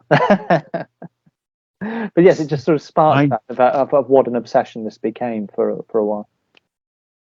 Very, very similar story my end. I mean, I tried reading the Odyssey far too young. Yeah. And in very, very definitely the wrong translation, very, very much because of this film. So, yeah, that one. Yeah, you got to get that one right. Yeah, absolutely. Did you guys ever see I believe it was in the late 1980s, early 1990s, there was a TV show produced by Jim Henson Studios called The Storyteller. Oh, The Storyteller, yeah. Remember The Storyteller? The first series of The Storyteller was John Hurt, that's right, and he was doing the Grimm fairy tales. And the second season, which was not very well distributed and is only like 3 or 4 episodes in it, was the Greek myths, and it's Michael Gambon as the storyteller in that one. And one of them is Perseus the God. Again, that one of those peculiar things, because now there is no way, this would be focus grouped out of existence. But I remember Tony Robinson of Blackadder fame basically doing a program for children which was the Greek myths, and all he did was stand in a ruin, tell a story and tell the story of them. Tell the story. But that was rather captivating as well at the time.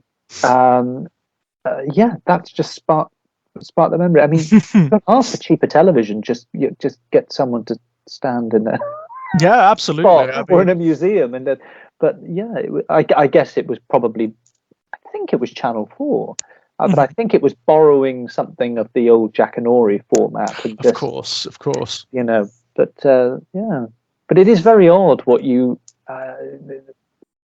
This just sparks the thought. It's very, very odd, and at the same time, there's the terrible misinterpretation of what kids will go for.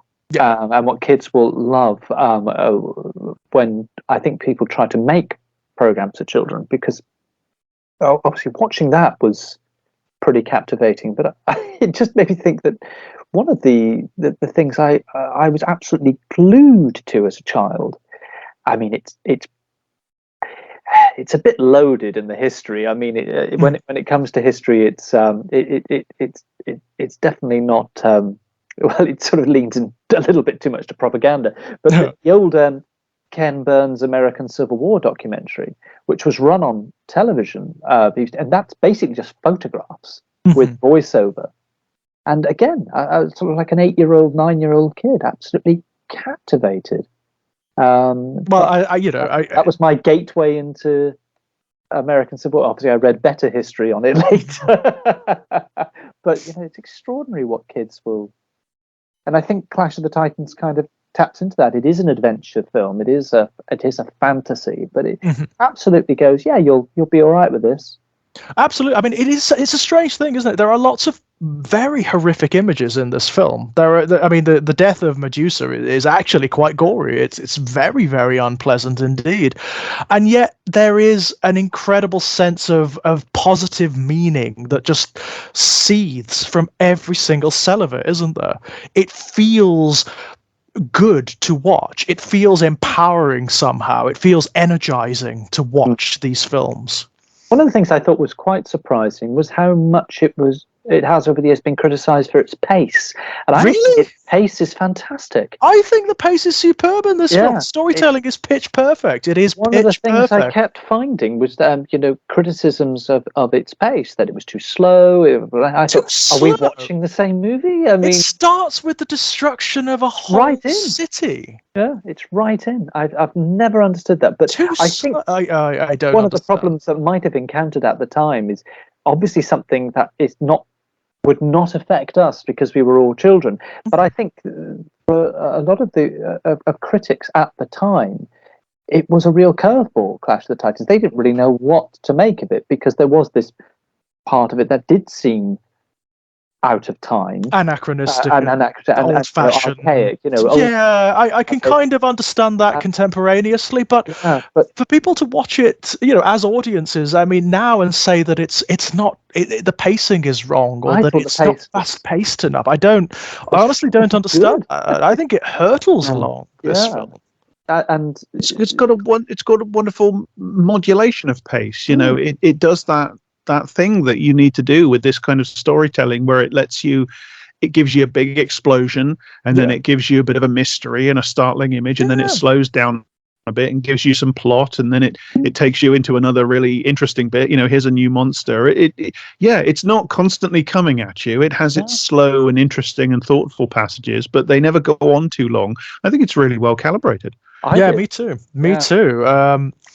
It's very interesting when you compare and contrast it once again to the films that it gave birth to, things like The Lord of the Rings, like the Harry Potter films, which certainly the Lord of the Rings films are well paced, but they're very big. They are very long. They're very huge films, and they don't have moments that drag necessarily, but they do have these moments where it stops for quite a period, which is just the nature of the story, of course. I mean, for God's sake, this is the story that has the Council of Elrond in it, which in the book is literally 12 pages of the characters sitting around talking about the plot. It's a strange criticism to make of this film, I find. And it was odd because I didn't just read it once. I kept reading different reviews from the Times, 81, 82, where it was a common complaint. How extraordinary. That's not something I would have, unless I read it, I would have even considered. I knew this anyway, but earlier today I was reading Jonathan Jones' opinions about Edvard Munch, and it's very fresh. The feeling is very fresh in my mind at the moment that critics just don't know anything. Especially now, of course. I mean, with the very particular brand of criticism. I've got to make a 2-minute escape. My dog is looking at me expectantly. I think she needs to pop outside. Okay. I will return. No problem. But that very particular species of criticism that the internet has given birth to, where it doesn't even attempt to analyze the film for what, or any product for what it is. It just nitpicks. It just talks about the inconsistencies in appearance or in aesthetics or whatever. A lot of it is just shrieking, "I don't understand," and it's like, yes, it's plain that you don't understand. I think it's interesting because I think a lot of the problem with mainstream professional criticism is kind of exactly the same thing that you get from quote unquote internet criticism, just in a different register. And it's this kind of this desperate attempt to show that you're above what you're talking about, or you're kind of outside it. This is what I find again and again with not with all, but with most professional mainstream cinema critics and literary critics as well, is in literary critics in the sense of people that review novels in the pages of the whatever. There seems to be like this phobia against admitting that you allowed yourself to go inside the text and let it work on you. I mean, you have that species of book criticism, which is, I was carried away, I couldn't put it down, etc. But when you get into what people would laughably call serious criticism, there's this performance of kind of, you can't touch me, you can't get at me, you can't affect me. I'm too rarefied. I'm above it. I'm looking at it from the outside with this kind of Olympian disdain. Yes, it's almost well, like this is wrong, that's wrong. I'm well versed in the very best of all of this, so you cannot possibly move me, little person. Yeah, do you know what it always? What it always makes me think of is when, I mean, this isn't fiction. This is like reviews of history books and stuff like that. But it's when you get there's this phrase that you encounter again and again and again in reviews of history books, which is something like, "Oh yes, this is the best single volume history on this subject," where clearly the imperative of the critic is to let you know that they've read all the multi-volume books of history about whatever, right? Yeah, I feel like that's just endemic, isn't it? Yeah, it's kind of the equivalent of like people who, when you go and visit them in their homes, have books of philosophy on their coffee table that they're never going to read, and even wouldn't understand even if they did. Right? They're just trying to demonstrate to you, oh well, I read this. I'm literate. I'm intelligent. Yeah. Me. I'm philosophical. I am, and it's like it's aesthetics all the time, isn't it? It's people trying to impose upon you, this is my identity, this is what I want you to perceive me as, but it's not what I want to be. It's very strange. It's very strange. I think that is everywhere in like middle brow criticism, and it's everywhere on a slightly different tonal register in what you could call internet criticism, like exemplified in the cinema sins version of criticizing films. I can't bear it. I just cannot bear it. It is just nitpicking. Well, but also like one of the frustrating things I often find in criticism is you've internalized that culturally sanctioned model of criticism, but what don't you ever feel the need to that's an artifice. Yeah. Ultimately, that you have decided to throw in with something which is almost a priori, really. Yes. Yes. So, well, how are you working to? It's almost like historiography. How are you working to criticize criticism? How are you working to step beyond the parameters that have been, say, culturally sanctioned, agreed, to provide a new lens on things? And it's very difficult. I mean, sometimes things pop up as being, a new way of encountering them. Even some that I'm a little bit suspicious of, like the redemptive reading, in their instance, which I'm a little bit suspicious of. However, it is at least a new lens. Somewhere along the line, that became a kind of we can start to approach things this way, but now, of course, it's just another culturally sanctioned model, and you don't even have to talk about it. The criticism betrays itself as being along that line without it being announced. But yeah, I mean, it's frustrating because you can get through a criticism and something. Oh, but I know what you're doing. I kind of know who you've read. And whose kind of instruction manual you'll use to review this, and it's like, okay, fine, okay, you're doing a hermeneutic thing, or you're doing a psychoanalysis, or you're doing this. Oh, okay, fine, but it's that strange culture within criticism as well. I mean, this is something that comes up in like genre fiction again and again and again. There is this tendency for what is called, they call it collectively speculative fiction now, don't they? Fantasy, science fiction, and horror. There is this innate snobbery in sort of mainstream or highbrow criticism towards those genres automatically. And it's very peculiar. It's a very strange thing. I mean, when you look at the history of literature in not just in this country, but in humanity and the world, and it's mythological, right? It's the stuff that we would call fantasy these days. It's so bizarre to me. But one of the biggest things in terms of the broad, sorry, no, I was just going to say one of the biggest things that a mass audience accesses is pop music, and pop music is one of the, and I say this as a.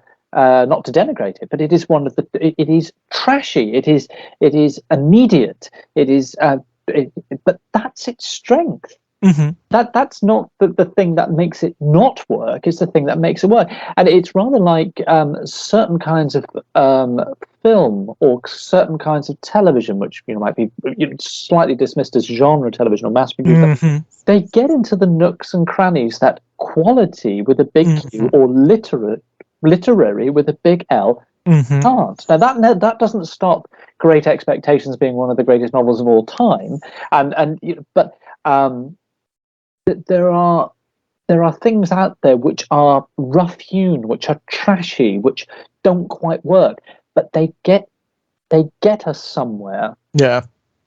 That high art, or it's doing its thing, but it can't get. But that's how it has to be embraced. It's like, this thing got me there because of the things that superficially seem wrong with it. If I'm going to apply this culturally sanctioned model of criticism, that's its strength. And it's often one of the frustrating things when things are remade, and then people go, well, it's remade better. No, because it was the way it was made first that got us to a place where your remake is just made slick. But through the process of making it slick, and you've actually fallen away from the thing that the first one, the low budget one, the rough-hewn one, got near. And you've somehow, by making it perfect, you've made it frictionless. So all of those little nooks and crannies where cultural relevance would get in, or where it would hook you, are gone. Yeah, it's interesting because I recently watched the new Dune movie, and I spent the entire thing wishing I was watching the old one. Yeah, basically, with all of its problems and all of its imperfections. Yeah, absolutely, but absolutely. The major emotion that the new Dune movie inspired in me was a desire to go back and watch the one from 1984, and it's interesting because. One of the things I haven't actually gotten all the way through it, but I started to rewatch the 1984 one, and I was obviously this was at the time, this was a big Hollywood movie made on a big budget. It looks now, compared to the new Dune movie, it looks more like an episode of a contemporaneous episode of Doctor Who, even in terms of its effects. Yeah. Because there was a fundamental philosophy of effects in common. It was just it was just a question of budget. Just made it a question of quantitative difference, not qualitative difference. And again, it's that gnarly, crenellated, palpable materiality about it that gives it this special integrity, I think. Yeah. The bandwidth was so much wider. For those very reasons, because people were often hacking out these films and bits of television, whereas now there's so much standardization of technology, and it happens in music. I mean, very often when people listen to music from a few decades ago, or even make music now using the equipment from a few decades ago, it's nothing to do with some romanticized notion of, oh well, older is always better, or something lost in tradition or reaction. It's the technology is now so standardized you can't almost get away from it. Yeah. Whereas everything was had to be kind of cobbled together, and it was coming from very different sources. But it's that narrowing of the bandwidth, which is it's like when the first thing someone does if they write music or record music and they get a synth, is that the first thing they do is try and do their own, get away from the presets, because they don't want it to sound like everything else. And it's not through any kind of, I often think it's not through any kind of purity. It's not, I don't think it's a snobbish attitude. It really comes from a desire to, I want it to sound different. I want it to be mine. Yeah, I don't want it to be just a copy or an echo of this or that. Yeah. Yeah, there's also an incredible self-consciousness, I think, now about, certainly in stuff where the political economy of art makes anything out of the ordinary into a huge financial risk, which is, it's always been true, but increasingly to a sort of hyper level now with cinema, with big cinema. There's this terror of stepping, like the new Dune movie, for instance. It has this strange quality where obviously it's trying to present you with startling images. But it's also desperately trying to make the startling images it presents you with as sort of bland and inoffensive as possible. Yes, it has this weird kind of self-imposed tyranny of minimalism about its imagery, because it doesn't want anything in the trailer that makes anybody think, oh, that looks weird. And of course, everything is constructed in the trailers, really, even if they don't wish to. Yeah, it is. Be. Ultimately, it obviously it wants to have the sort of cachet of being, having startling images. It's startling, strange imagery. That's kind of you've got to have that if you're making a Dune movie, because otherwise people won't. What's the point in making the Dune movie? I was going to say, but at the same time, it desperately doesn't want there to be anything that makes anybody even slightly puzzled for even a second. Yeah. So its only recourse really is to go in for a kind of ever so slightly surreal brutalist minimalism, which, and I'm not an enemy of brutalism, I like brutalism, but it's weird how bland it is, how sort of carefully muted and self-censored it is, compared certainly to like the original David Lynch movie, where this was a big budget movie. They wanted to make a big load of money with this. They wanted to make it into a franchise, etc. But you watch that movie, it is so brazenly, unashamedly, unself-consciously fucking weird. Yes, but of course, again, and it is. But but a number of the things that are agreed, as I said, I used the phrase earlier, culturally sanctioned. Well, that's the wrong thing to do. Now, when you watch that movie or rewatch that movie, it's part of its great strength. So, for example, those big voiceovers, or the speaking of characters' thoughts, which are in a sense wrong ways to do things, they've now become the fascinating power of that movie. That the David Lynch one, I mean. But on a smaller scale, I remember thinking about this when Doctor Who was revived, and thinking, well, you've got money now. You've got money.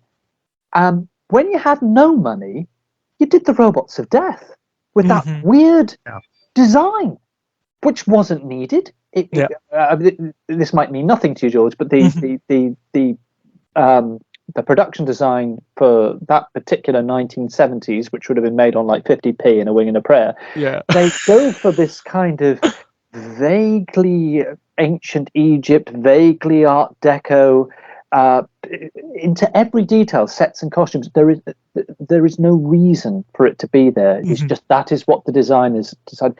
Now the money's there, or was there.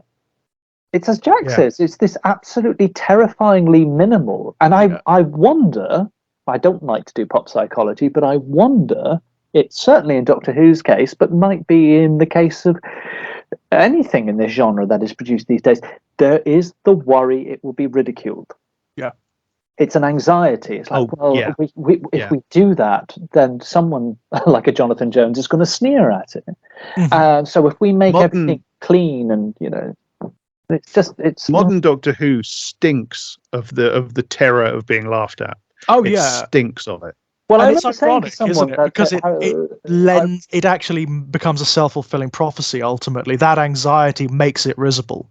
Well, there's also a very weird thing that happens. I remember saying to someone, "Isn't it odd?" It is years ago. It was when Matt Smith became the Doctor, and they unveiled him in his outfit. And I said, "Isn't it strange?" I said, "That outfit screams focus group more than what Colin Baker had to wear." It screams stylization more than that multicolored monstrosity because it looks so safe. It's like, all right, well, we'll do a few agreed eccentricities. We'll do, he's kind of odd looking, but he's also kind of like a model, and you think, there's no bravery here anymore, is there? You know, I'd rather you fell flat on your face and put someone in a weird kind of Edwardian clown's outfit than do this, because this And that's like, so you've got everyone together, focus grouping it. Yeah, that fear saturates every element of it as well. It seeps into the storytelling as well, and most prominently, of course, in the more recent series with Jodie Whittaker. Unfortunately, there are some stories in those seasons which are atrocious. I mean, absolutely, utterly atrocious. In terms of their conservatism, their incredible conservatism. The problem of being the flagship show, which the thing should never have been. I mean, no, it should never have gone mainstream. Thing, right? The only reason that it could survive is the thing that's kind of in a way killed it. There was no way it was going to be brought back unless it was going to have everything thrown at it. Else it just wouldn't have come back. But by having everything thrown at it, puts it in the glare of the mainstream spotlight far too much, whereas of course the old one was just part of the lineup. Yeah, it got away with things. It got away with things, right? Yeah, and it's a shame because as I think most people would agree, the actual format of the thing is so open to possibilities. Oh my God! I mean, so much that can be done. I think that's what keeps people coming back. Ultimately, it's certainly what keeps me coming back, even in its current condition. I want it to be good. I can see how it could be good. Yeah, my thing has been I have a history over the last 15 years of hopping on and hopping off, and it's usually the same thing that makes me hop on. So I'll see what the new Doctor's like, or I'll see what the new person who's running it does, and occasionally it is. Although I wouldn't say I enjoyed it, I was at least quite fascinated by the early Capaldi stuff, because it was quite knotty, and it was a bit abrasive, and it was like, I don't quite know what you're doing here. I know there's lots of it I don't really like, but I'm kind of engaged by it in a way that I haven't been for years. But for me, it's been a real process of maybe 1 season on, 3 seasons off. Capaldi was a fascinating one because he was a fantastic Doctor in an absolutely abysmal set of stories. Yeah, I mean, just atrocious. But I lost interest, I think, probably around his last season, where I felt they were really retreating into, we better play it a bit safer. Yeah, there was a lot of saccharine, a lot of sentiment. Yeah, it's not to say I liked. Enjoyment wasn't really part of the process. It was just, I remember being kind of fascinated by the earlier stuff. Yeah. I mean, at least doing things I don't normally expect from this show in this form. And that did keep me coming back for, several months. He himself is superb. I mean, he's as he is in practically everything. He's really compelling. But there are some of those episodes are dreck. Just the writing, the direction, the concepts are just bafflingly bad. It's the drag factor. I think the fact that Doctor Who seems so far behind in terms of its approach to that genre. But come on, these stories are being told 30 or 40 years ago. Absolutely. I mean, and also there's the fact that it's competing with other shows. It's competing with other pieces of work in science fiction that are just better than it is. Well, I mean, one of the problems it's got is that it's got its own weird internal culture. It's got this homogenous culture, Doctor Who, where it seems to be happy. The show seems to be happy if it can put out an okay Doctor Who episode, but it doesn't pay any reference to what's happening elsewhere in television, in streaming services, in drama or whatever.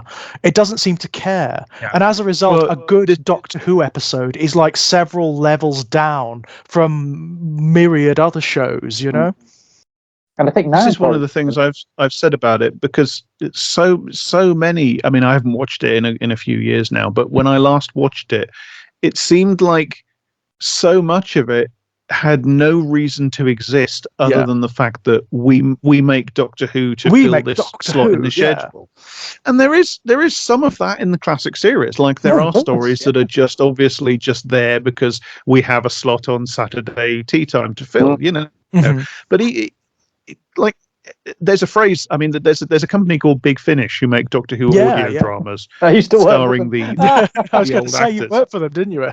Yeah. Yeah. And a phrase that it's attributed to me, although I suspect somebody said it before me, which is about some of the TV episodes are visible Big Finish, because Big Finish, I mean, Big Finish has done some great stuff, don't get me wrong, but they produce a staggering amount of content. They release an incredible amount of audio plays, like several every month. And the quality, nobody could keep up a steady stream of high quality stuff under that sort of production schedule. And the TV show has no similar excuse. The TV show isn't being made to directly make money. They don't have to sell the episodes the way Big Finish do. And they have to make far fewer. And yet they produce episodes that to me are just like, they're the same sort of thing. They're just schedule fillers. Yeah. Absolutely. I think one of the I mean, to bring it back to Clash of the Titans, I think why Clash of the Titans works is that, I always think about Frederick Jameson's phrase when he's describing postmodern cinema, blank parody, and he uses this, I think, specifically about Star Wars, because he's talking about the fact that Star Wars is a resurrection of old styles. It's a resurrection of like the B-movie serial, the Flash Gordon thing, etc. But it's resurrecting that style without taking the piss out of it, but at the same time kind of without copying it directly. It's doing the same sort of thing with a self-awareness, but without a satirical or a comedic, parodic in the sense of being comedic. Yeah, there's an earnestness, isn't there? Yeah, but I think that is very true of Star Wars, in that Star Wars is kind of self-consciously doing an old-fashioned thing. But not taking the mickey out of it and not just copying it. And I think Raiders of the Lost Ark is another example of exactly the same sort of thing. So obviously that's from the same sort of stable of creators. So there's a link there. And I think that they are part of a trend. They are the most self-conscious, they are the most successful of that sort of crop of texts that were arriving at that point in time. There are problems with Jameson's thesis, but I think there's a lot of truth to it. And I think that the interesting thing about Clash of the Titans is that I don't think Clash of the Titans is doing that. I mean, you've talked several times about how it seems out of time. It shouldn't be that far away from Jason and the Argonauts. And I think it's not even sort of self-consciously resurrecting a style. No. It's just doing it. No. It's just I doing think that's it, what it is. It's just Ray Harryhausen saying, and his collaborators saying, let's make another one of these films. Yeah, this is how we do it. So because we are projecting back from the way our popular culture works now onto an era when there wasn't quite it so homogenized. So films, I mean, it looks strange. Oh my God, I can't believe that film was released in the same day as Raiders of the Lost Ark. Well, look at hundreds of films from the 80s, the 70s, the 60s. They're not like each other. Some look as though they're absolutely on the button. Some look as though they're from, another time entirely. Sometimes there's a decision taken over whether to use color or black and white stock in the 60s, so that throws in another issue. But now, of course, the product has been simmered down. So much is standardized, so much is running on expectation. We come back into the criticism, so it becomes a kind of feedback loop. There is an expectation on, of course, Dune was going to look like it was going to. It was always going to look like that now.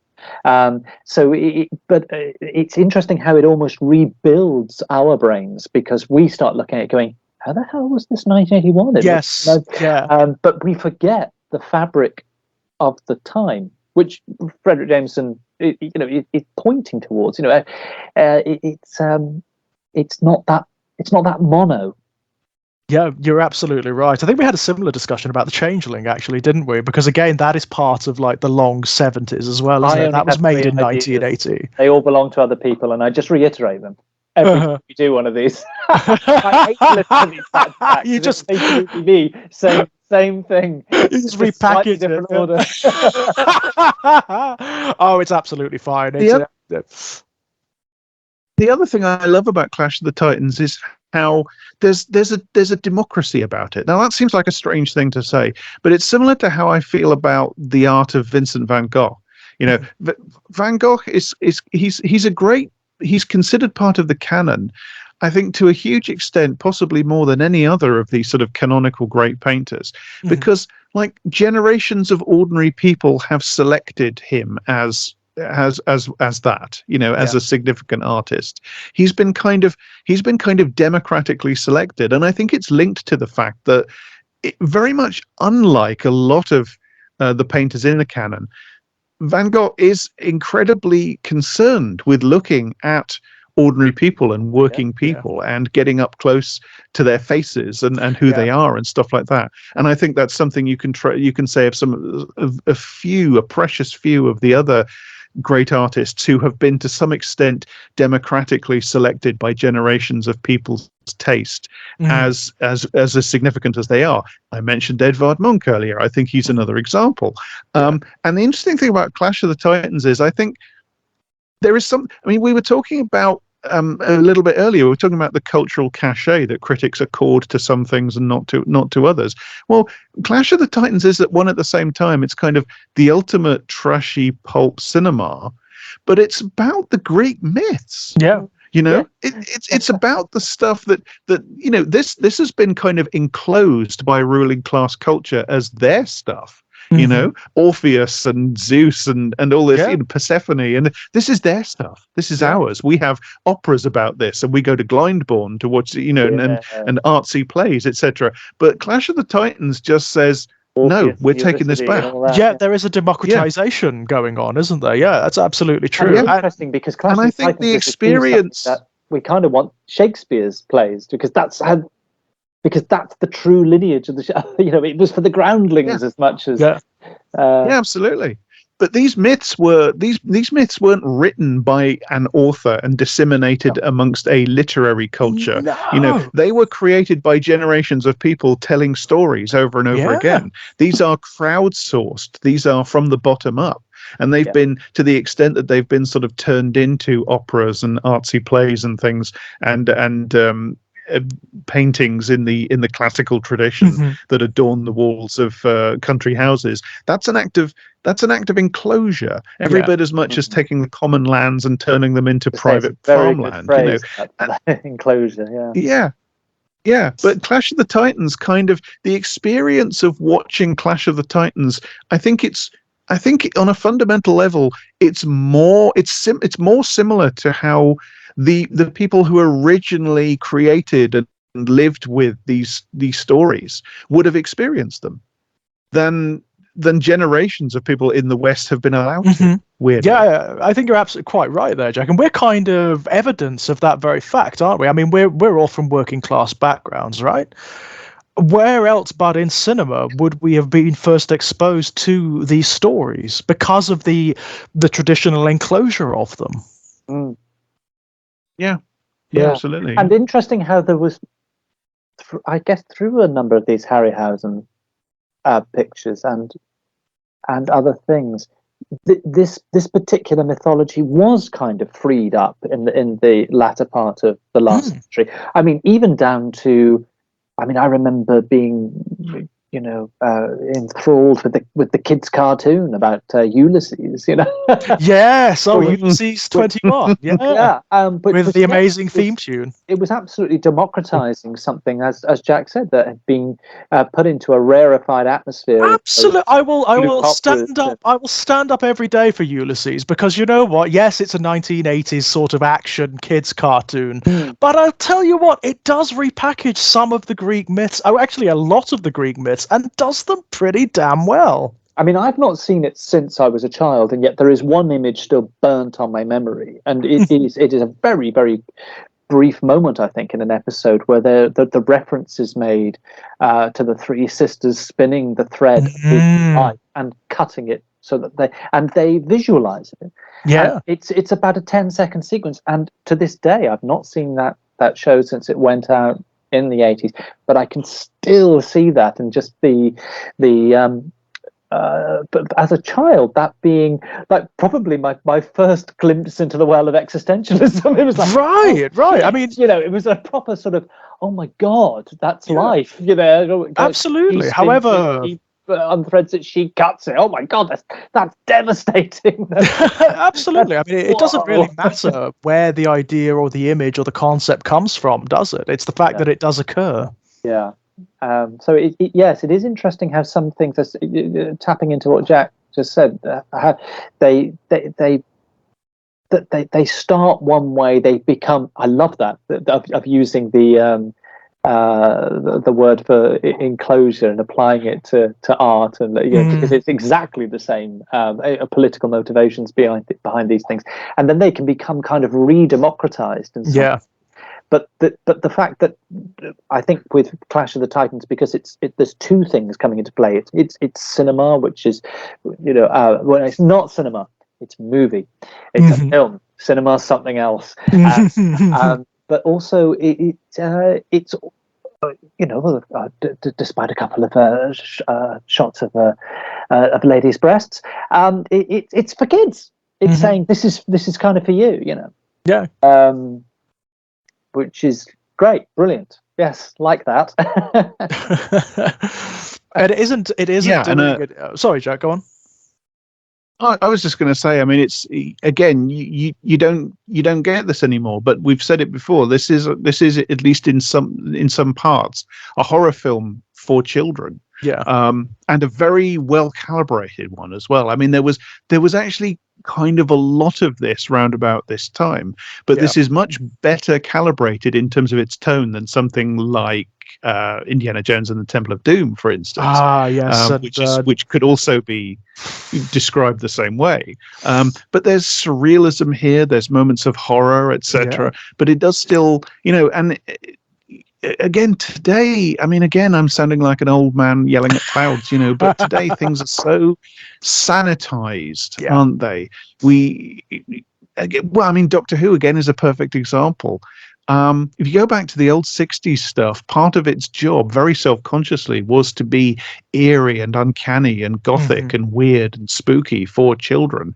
And some of it still very much works on that register. Like the original Cybermen are kind of like mummies with skull faces and empty black eyes and weird sing-song voices. They are deeply uncanny and disturbing in a way that modern Doctor Who just... And again, it's similar to how Dune is terrified to be truly weird. It kind of offers you a simulacrum of weirdness. It's like Doctor Who does the same thing. It's terrified of being actually disturbing in any way at all. It kind of mops up weird or disturbing imagery without actually showing you any. Yeah, without going for it, without having any sincerity with it. If they want to disturb people, if they want to unsettle people, they should do it. They should go for it. Stop pretending that you're doing it. And also stop telling us, the audience, that you're doing it. That is something that really fucks me off about modern, just the present day media in general. There is this tendency for it to try and impose upon you, to impress upon you, oh, we're doing this. This is what we are. We are trying to evoke this emotion in you, and this is what you'll feel. Stop telling me that's what you're going to do. Express it. Inhabit it. So much modern media doesn't scare you. It tells you that you're scared. Yes. It doesn't excite you. It tells you at this point the exciting thing is happening. Yes. It doesn't. Again, I tried watching Eternals, the Marvel movie Eternals. That has got a dreadful case of that. It doesn't try to evoke wonder or cosmic scale or anything like that. It just tells you through signifiers, this is the point at which you are supposed to feel wonder. It's almost like the canned laughter, isn't it? It's like here's all the signifiers. It's the orchestra stings in a horror film. This is where you're supposed to be scared. This is where you're supposed to laugh, but failing to be either scary or funny in any genuine way. Yeah. It's the Friends effect. But it's funny because there's a real something about that with.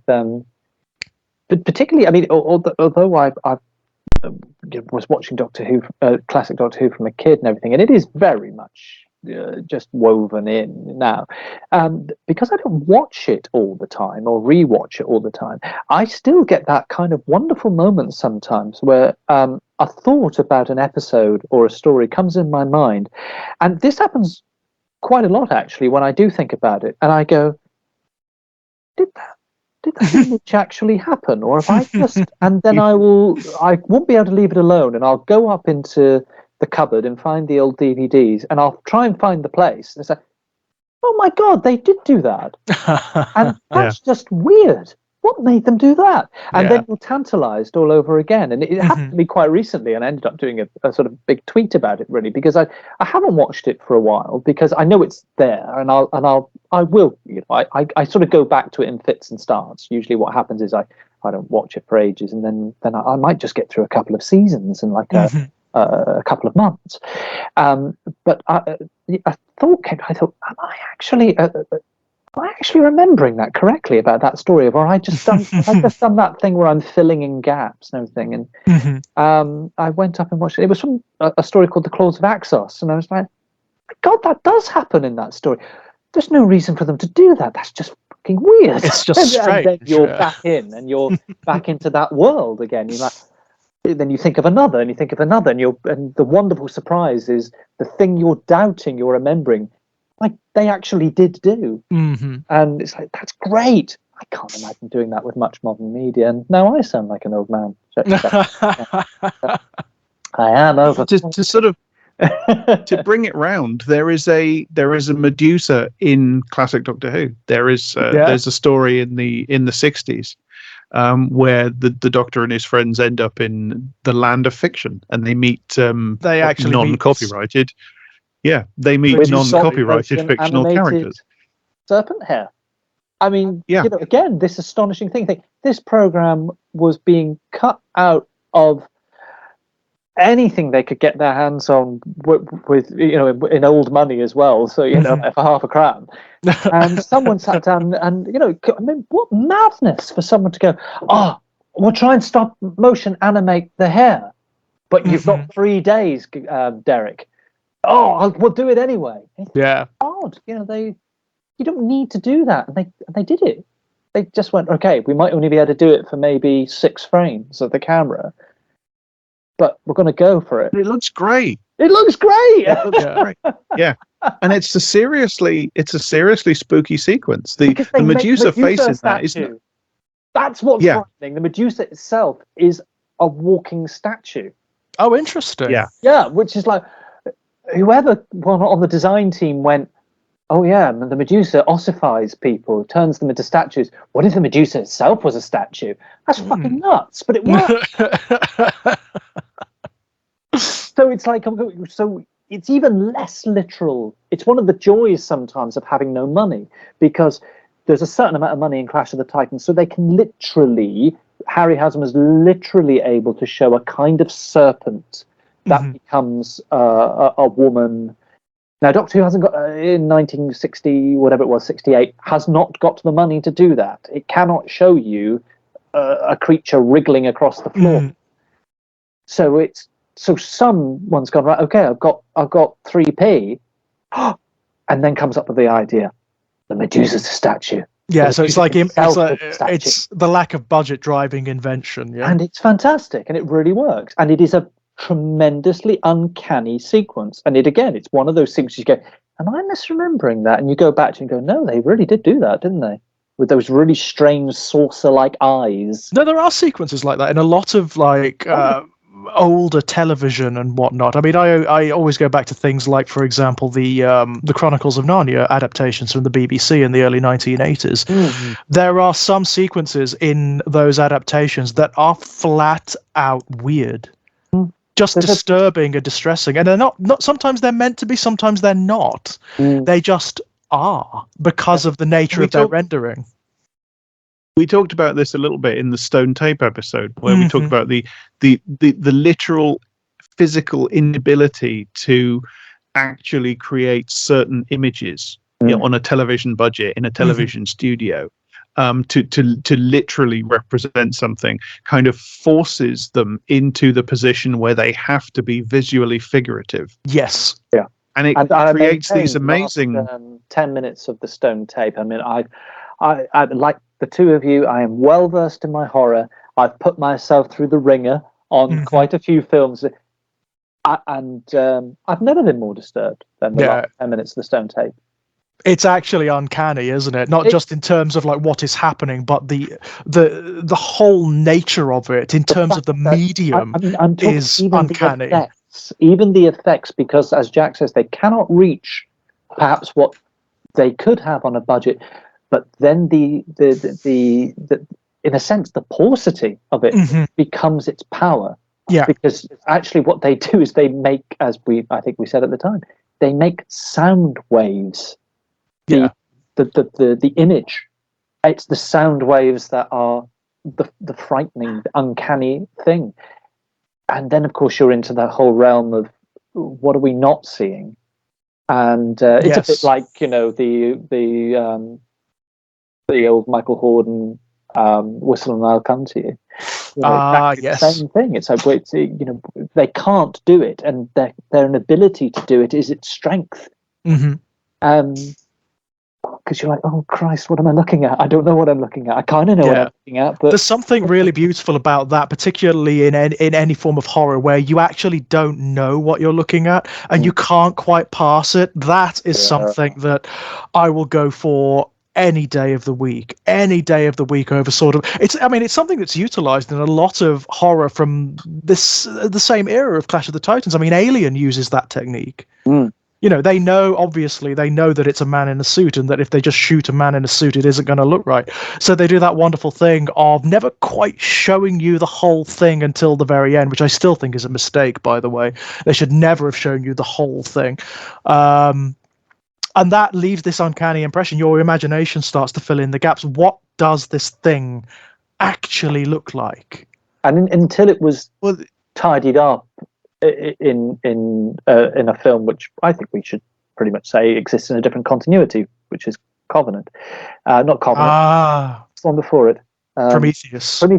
Yeah, but I remember as a child. You can't see me, but I'm crossing myself and spitting.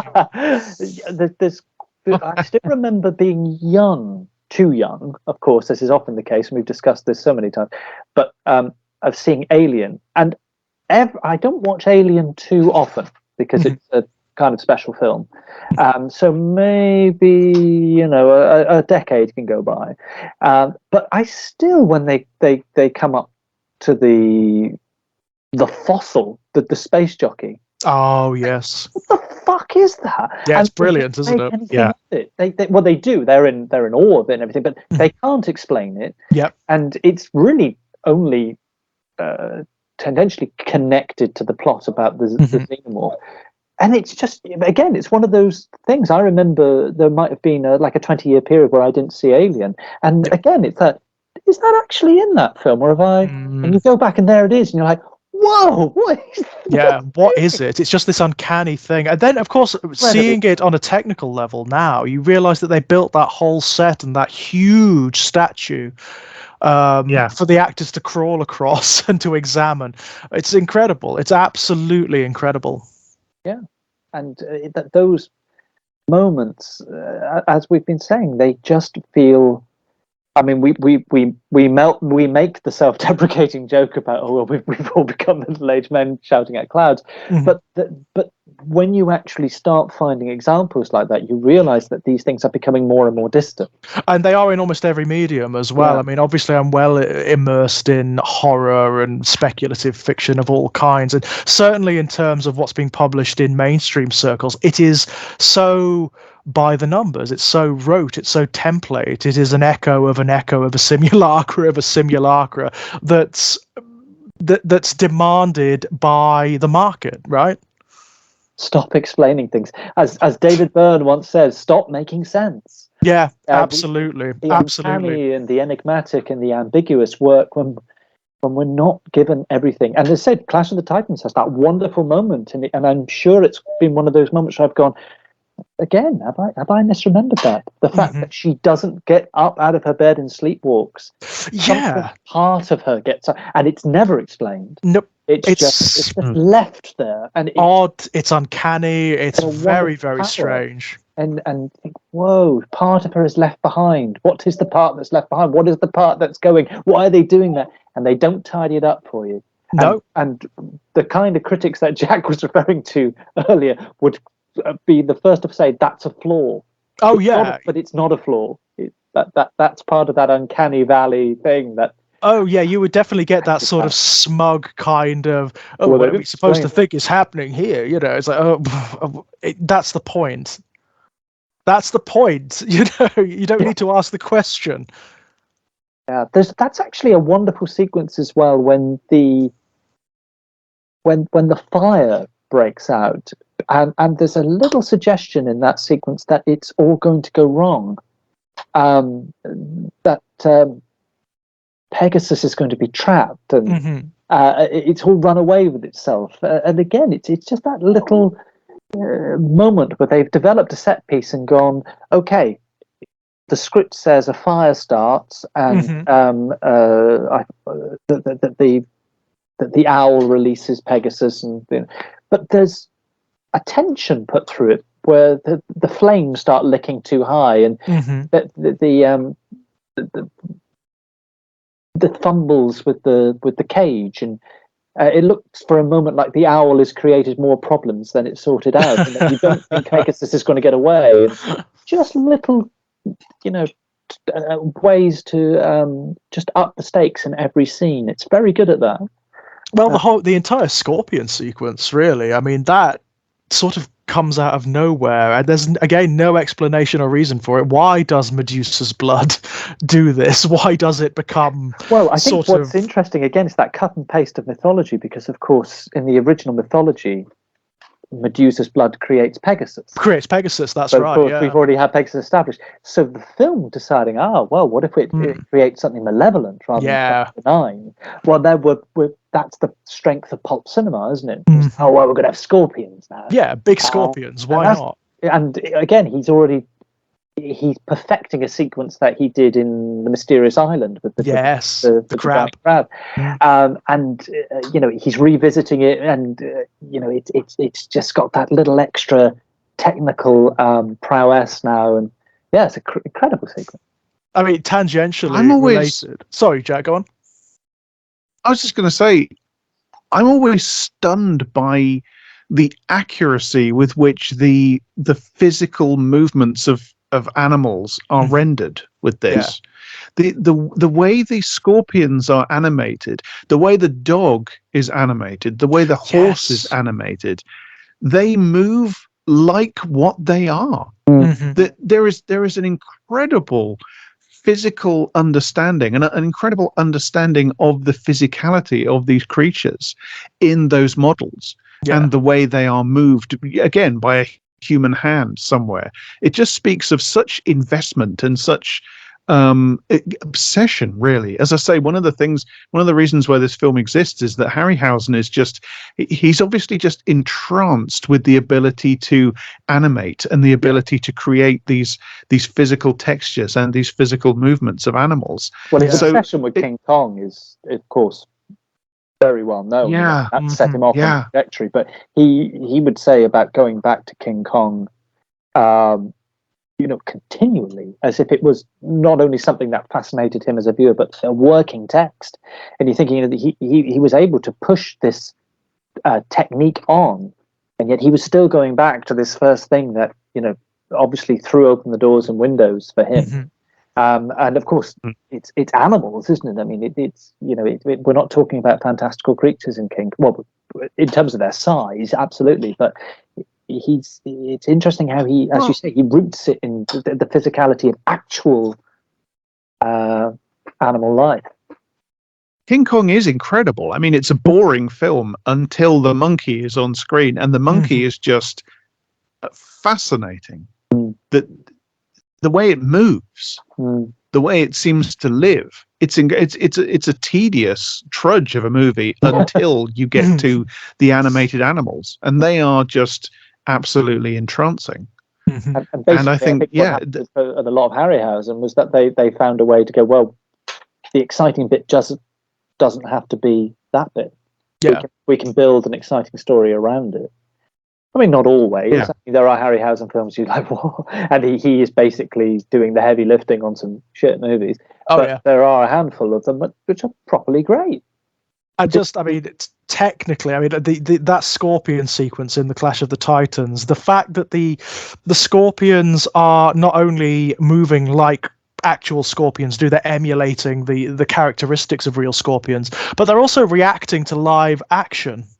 They're interacting with actors. I mean, that to me is phenomenal. That to me is just magic. I can't even pass that. You know, how long must that have taken It's almost balletic, choreograph? actually. Yeah. The sword play and the fighting is almost balletic, and I think they probably had to learn it as a dance in order to get precision movement. There's so much going on as well. There's a sequence, there's a bit where one of the scorpions gets the tip of its tail cut off. There's one that gets part of its claw cut off. You know, there's one of the anonymous soldiers with I was going to say Jason, then from Jason and the Argonauts, with Perseus gets stung through the chest. You know, it's incredible stuff. Talking about that wonderful motion one of them makes when it gets stabbed with the sword, and it does this sort of this incredibly quick rattling twitch. It's brilliant, and it's like they all have this character about them. The dog, Dios Kelios or something it's called. When one of its heads gets killed, and it's dangling down, and the other, you know, there's this. It has this dog-like vulnerability to it. Mm-hmm.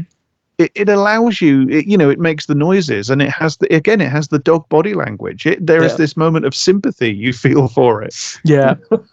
But that heavy lifting of that, because you were saying just there, George, about, you know, the some unknown soldier or whatever. The Tim Pigott-Smith.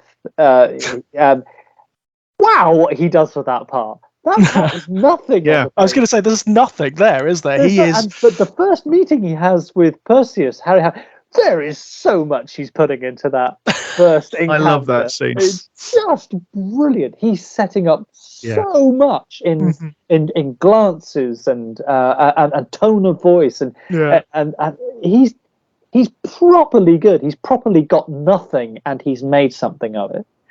Without being showy.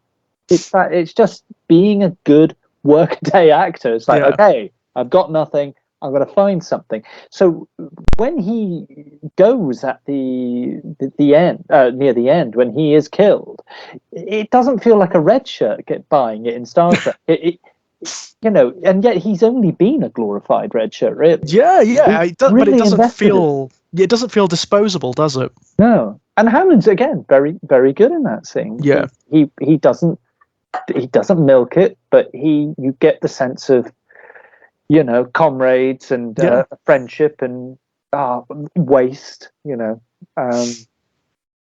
Great stuff. Well done, Tim. I think just well done, everyone. With this. I mean, it's one of those bizarre examples of cinema alchemy, isn't it? You know, I mean, films in one of those films that I almost regret not having children. Yeah, because I would actually love to sit down and watch this with a kid. Oh, I'm all right. I've got a niece now, so I'll get her watching it at some point, and we'll be fine. I'm hoping I haven't missed the boat with my nephew, because he's just at that point where kids start becoming too sophisticated for their own good. He's about 11. I think if I caught him with this at 7 or 8, you might have got in there then. But yeah, it's one of those. When I watched it in preparation for this, I thought, well, you know, I never. Children were never going to really be part of my life. But just at this moment, it would be great if in the next chair there was a 7-8-year-old who, because also there's that thing that is before things like the special effects become something they're keenly aware of. Yeah, it's before that point when they go, this is old. You know, they don't do that when they're 7, 8, 9. That comes No, in well, at 10. everything's still ambient at that Yeah. point. It is just part of the world, and that is the way it is. If it's that way, it's meant to be that way, and that's it, right? Yeah. And I love that because we went through that as well. I mean, I'd love to be able to climb into the mind of myself at that age, because I cannot remember. I guess on some level I was doing it, but I can't remember, say, watching. I don't know. I had a tape with Star Trek 3: The Search for Spock on it. Mm-hmm. But I was also but on the same tape were episodes of the 1930s King of the Rocket Men, which I loved as a kid. I can't remember, other than one being in color and one being in black and white, if I was necessarily making a lot of other distinctions in terms of their production values or their special effects. It was just, I just bought into it. Yeah, likewise. I'm fairly certain that I didn't either. It was just a case of, well, this is what it is. And I think kids still do that, and there's a certain point where it stops. Yeah. But like I said, it would have been glorious to have watched that with a 7 or 8 year old kid, you know. You have to be trained to understand the ideology of realism. You have to be trained to understand that this is what we mean when we talk about things being realistic. And that's how you learn to say, well, this is realistic and that isn't. And you start to have that reflex, oh, that's old and naff, and that looks silly, and this doesn't, etc.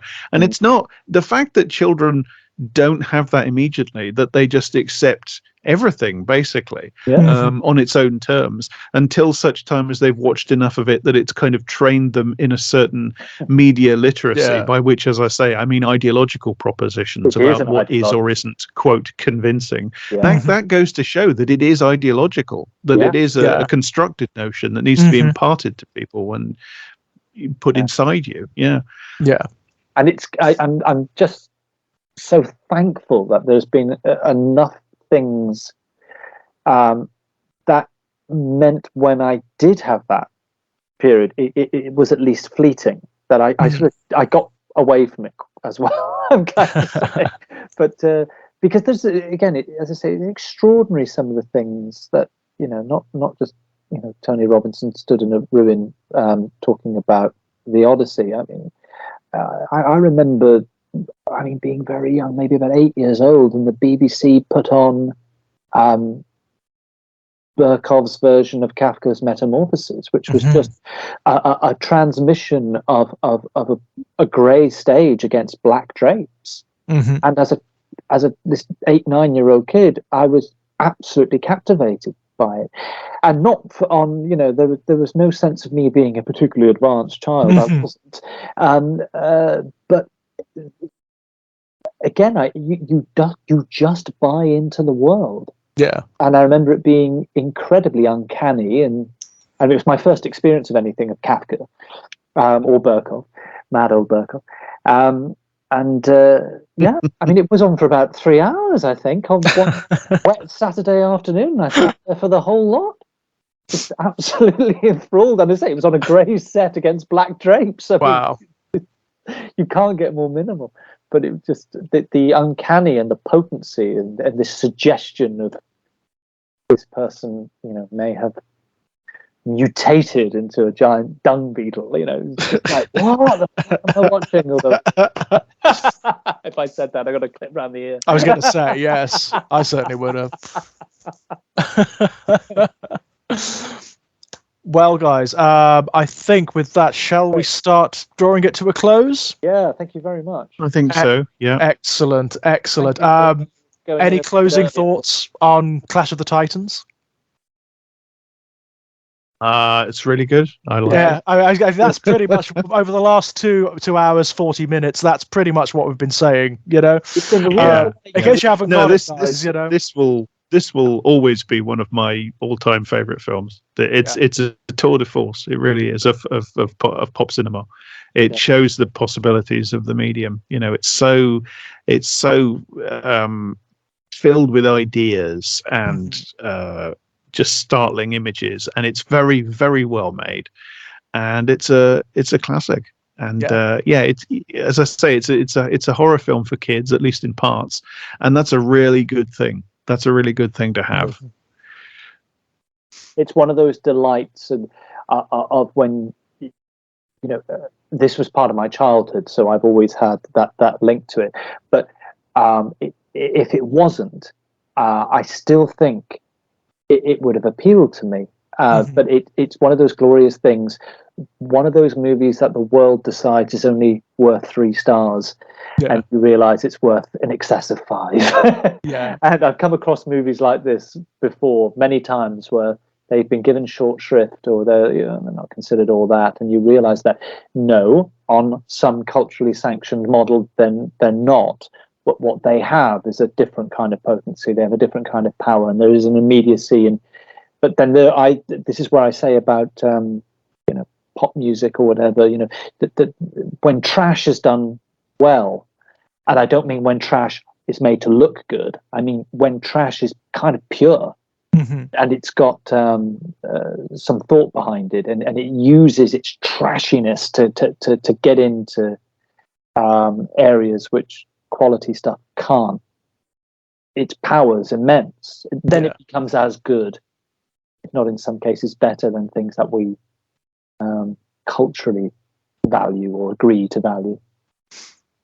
Yeah, absolutely. I mean, I can only echo what you've said, guys. It's a foundational text. I find it very difficult to analyze because it's ambient. It's part of the architecture. It's part of the environment of being. For me, it's one of those things where I can't remember a time before there was Clash of the Titans. I literally can't remember. And it has informed so much of my fascinations and the shape of my imagination, both in terms of what it consumes and what it puts out, that it's very, very difficult for me to analyze to any great degree. It is just something that I will return to probably again and again and again until I cannot any longer. and even then, the stories that inspired it, I will be returning to again and again and again.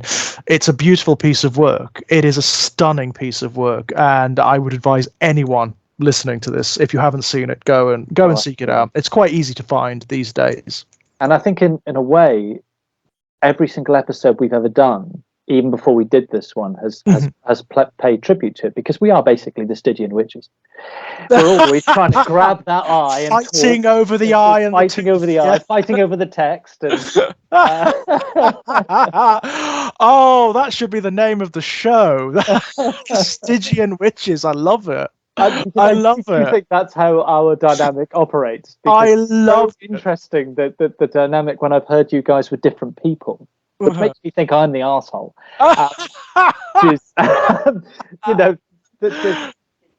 We do snatch from each other. We're listening to each other, but it's wonderful how we're going for the eye. We're going for we're sort of erupting with ideas. And but not to the detriment of not listening to each other. But it just and then I listen to some of the other podcasts you do, and I think, my God, they sound so civilized. So I think it's my bad influence. I love it. Going for the eye. That is fantastic. If it were not called Not the Same Log, then Going for the Eye or the Stygian Witches would have been fantastic, wouldn't it? Oh yeah. Of course, in the original, in the story, they share a tooth as well for some bizarre reason. I have no idea why that is. But yeah, well, thank you guys so much. It's been lovely. It's been lovely, sort of breaking the silence and getting back into this. It really has. And I hope that we come back again very, very soon. Before we go, is there anything you guys would like to pimp out that you're working on, or anything like that? Well, I'm still producing novels. I have audiobooks. If you find yourself, God, heaven forfend, with a bout of COVID, hopefully it's mild, and you can always track down some audiobook I've done and make yourself feel worse.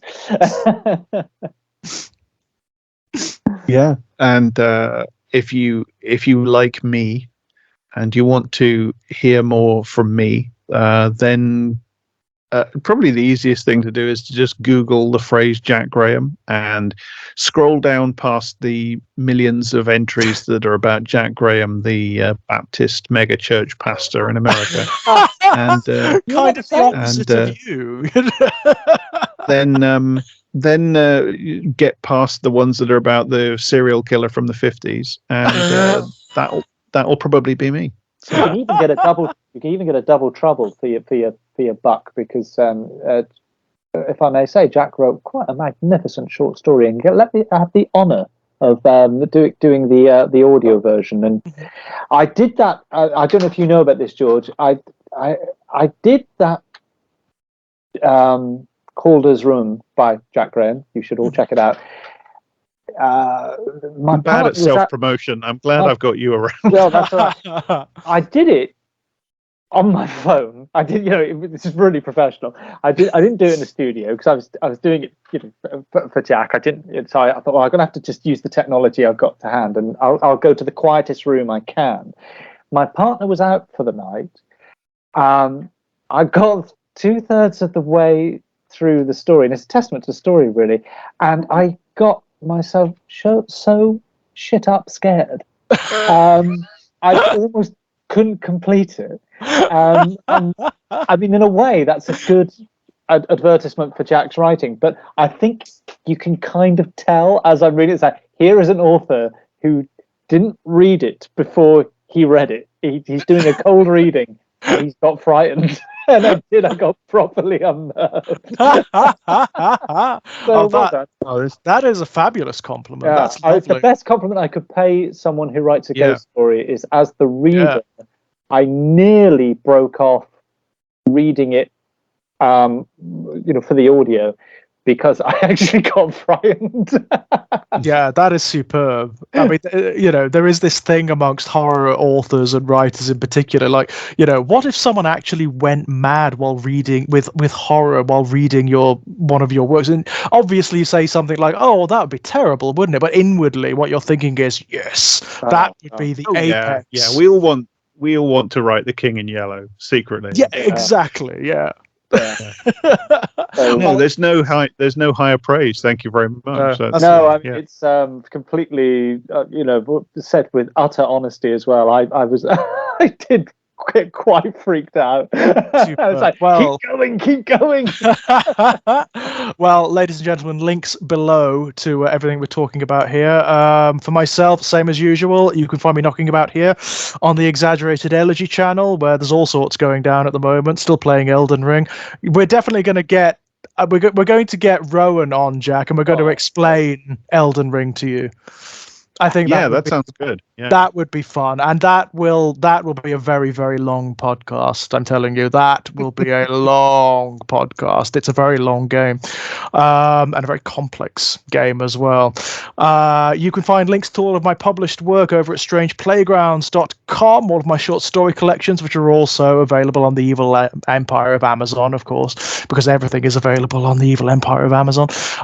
Most recently, a short story published in a collection called the Book of Queer Saints, which I'm very, very, very pleased with, and my short story collections Born in Blood volumes 1 and 2 over at Perpetual Motion Machine Publications.com. Again, links below. And if you fancy chatting to me, you can come and chat to me over at Twitter at Enigmatic Elegy. With that, guys, thank you so much. As I say, there's been a hiatus for lots of reasons lately. And it's been lovely getting back in. It really, really has. Oh yeah, this was great. And I'm looking forward to the next one. Really, really am.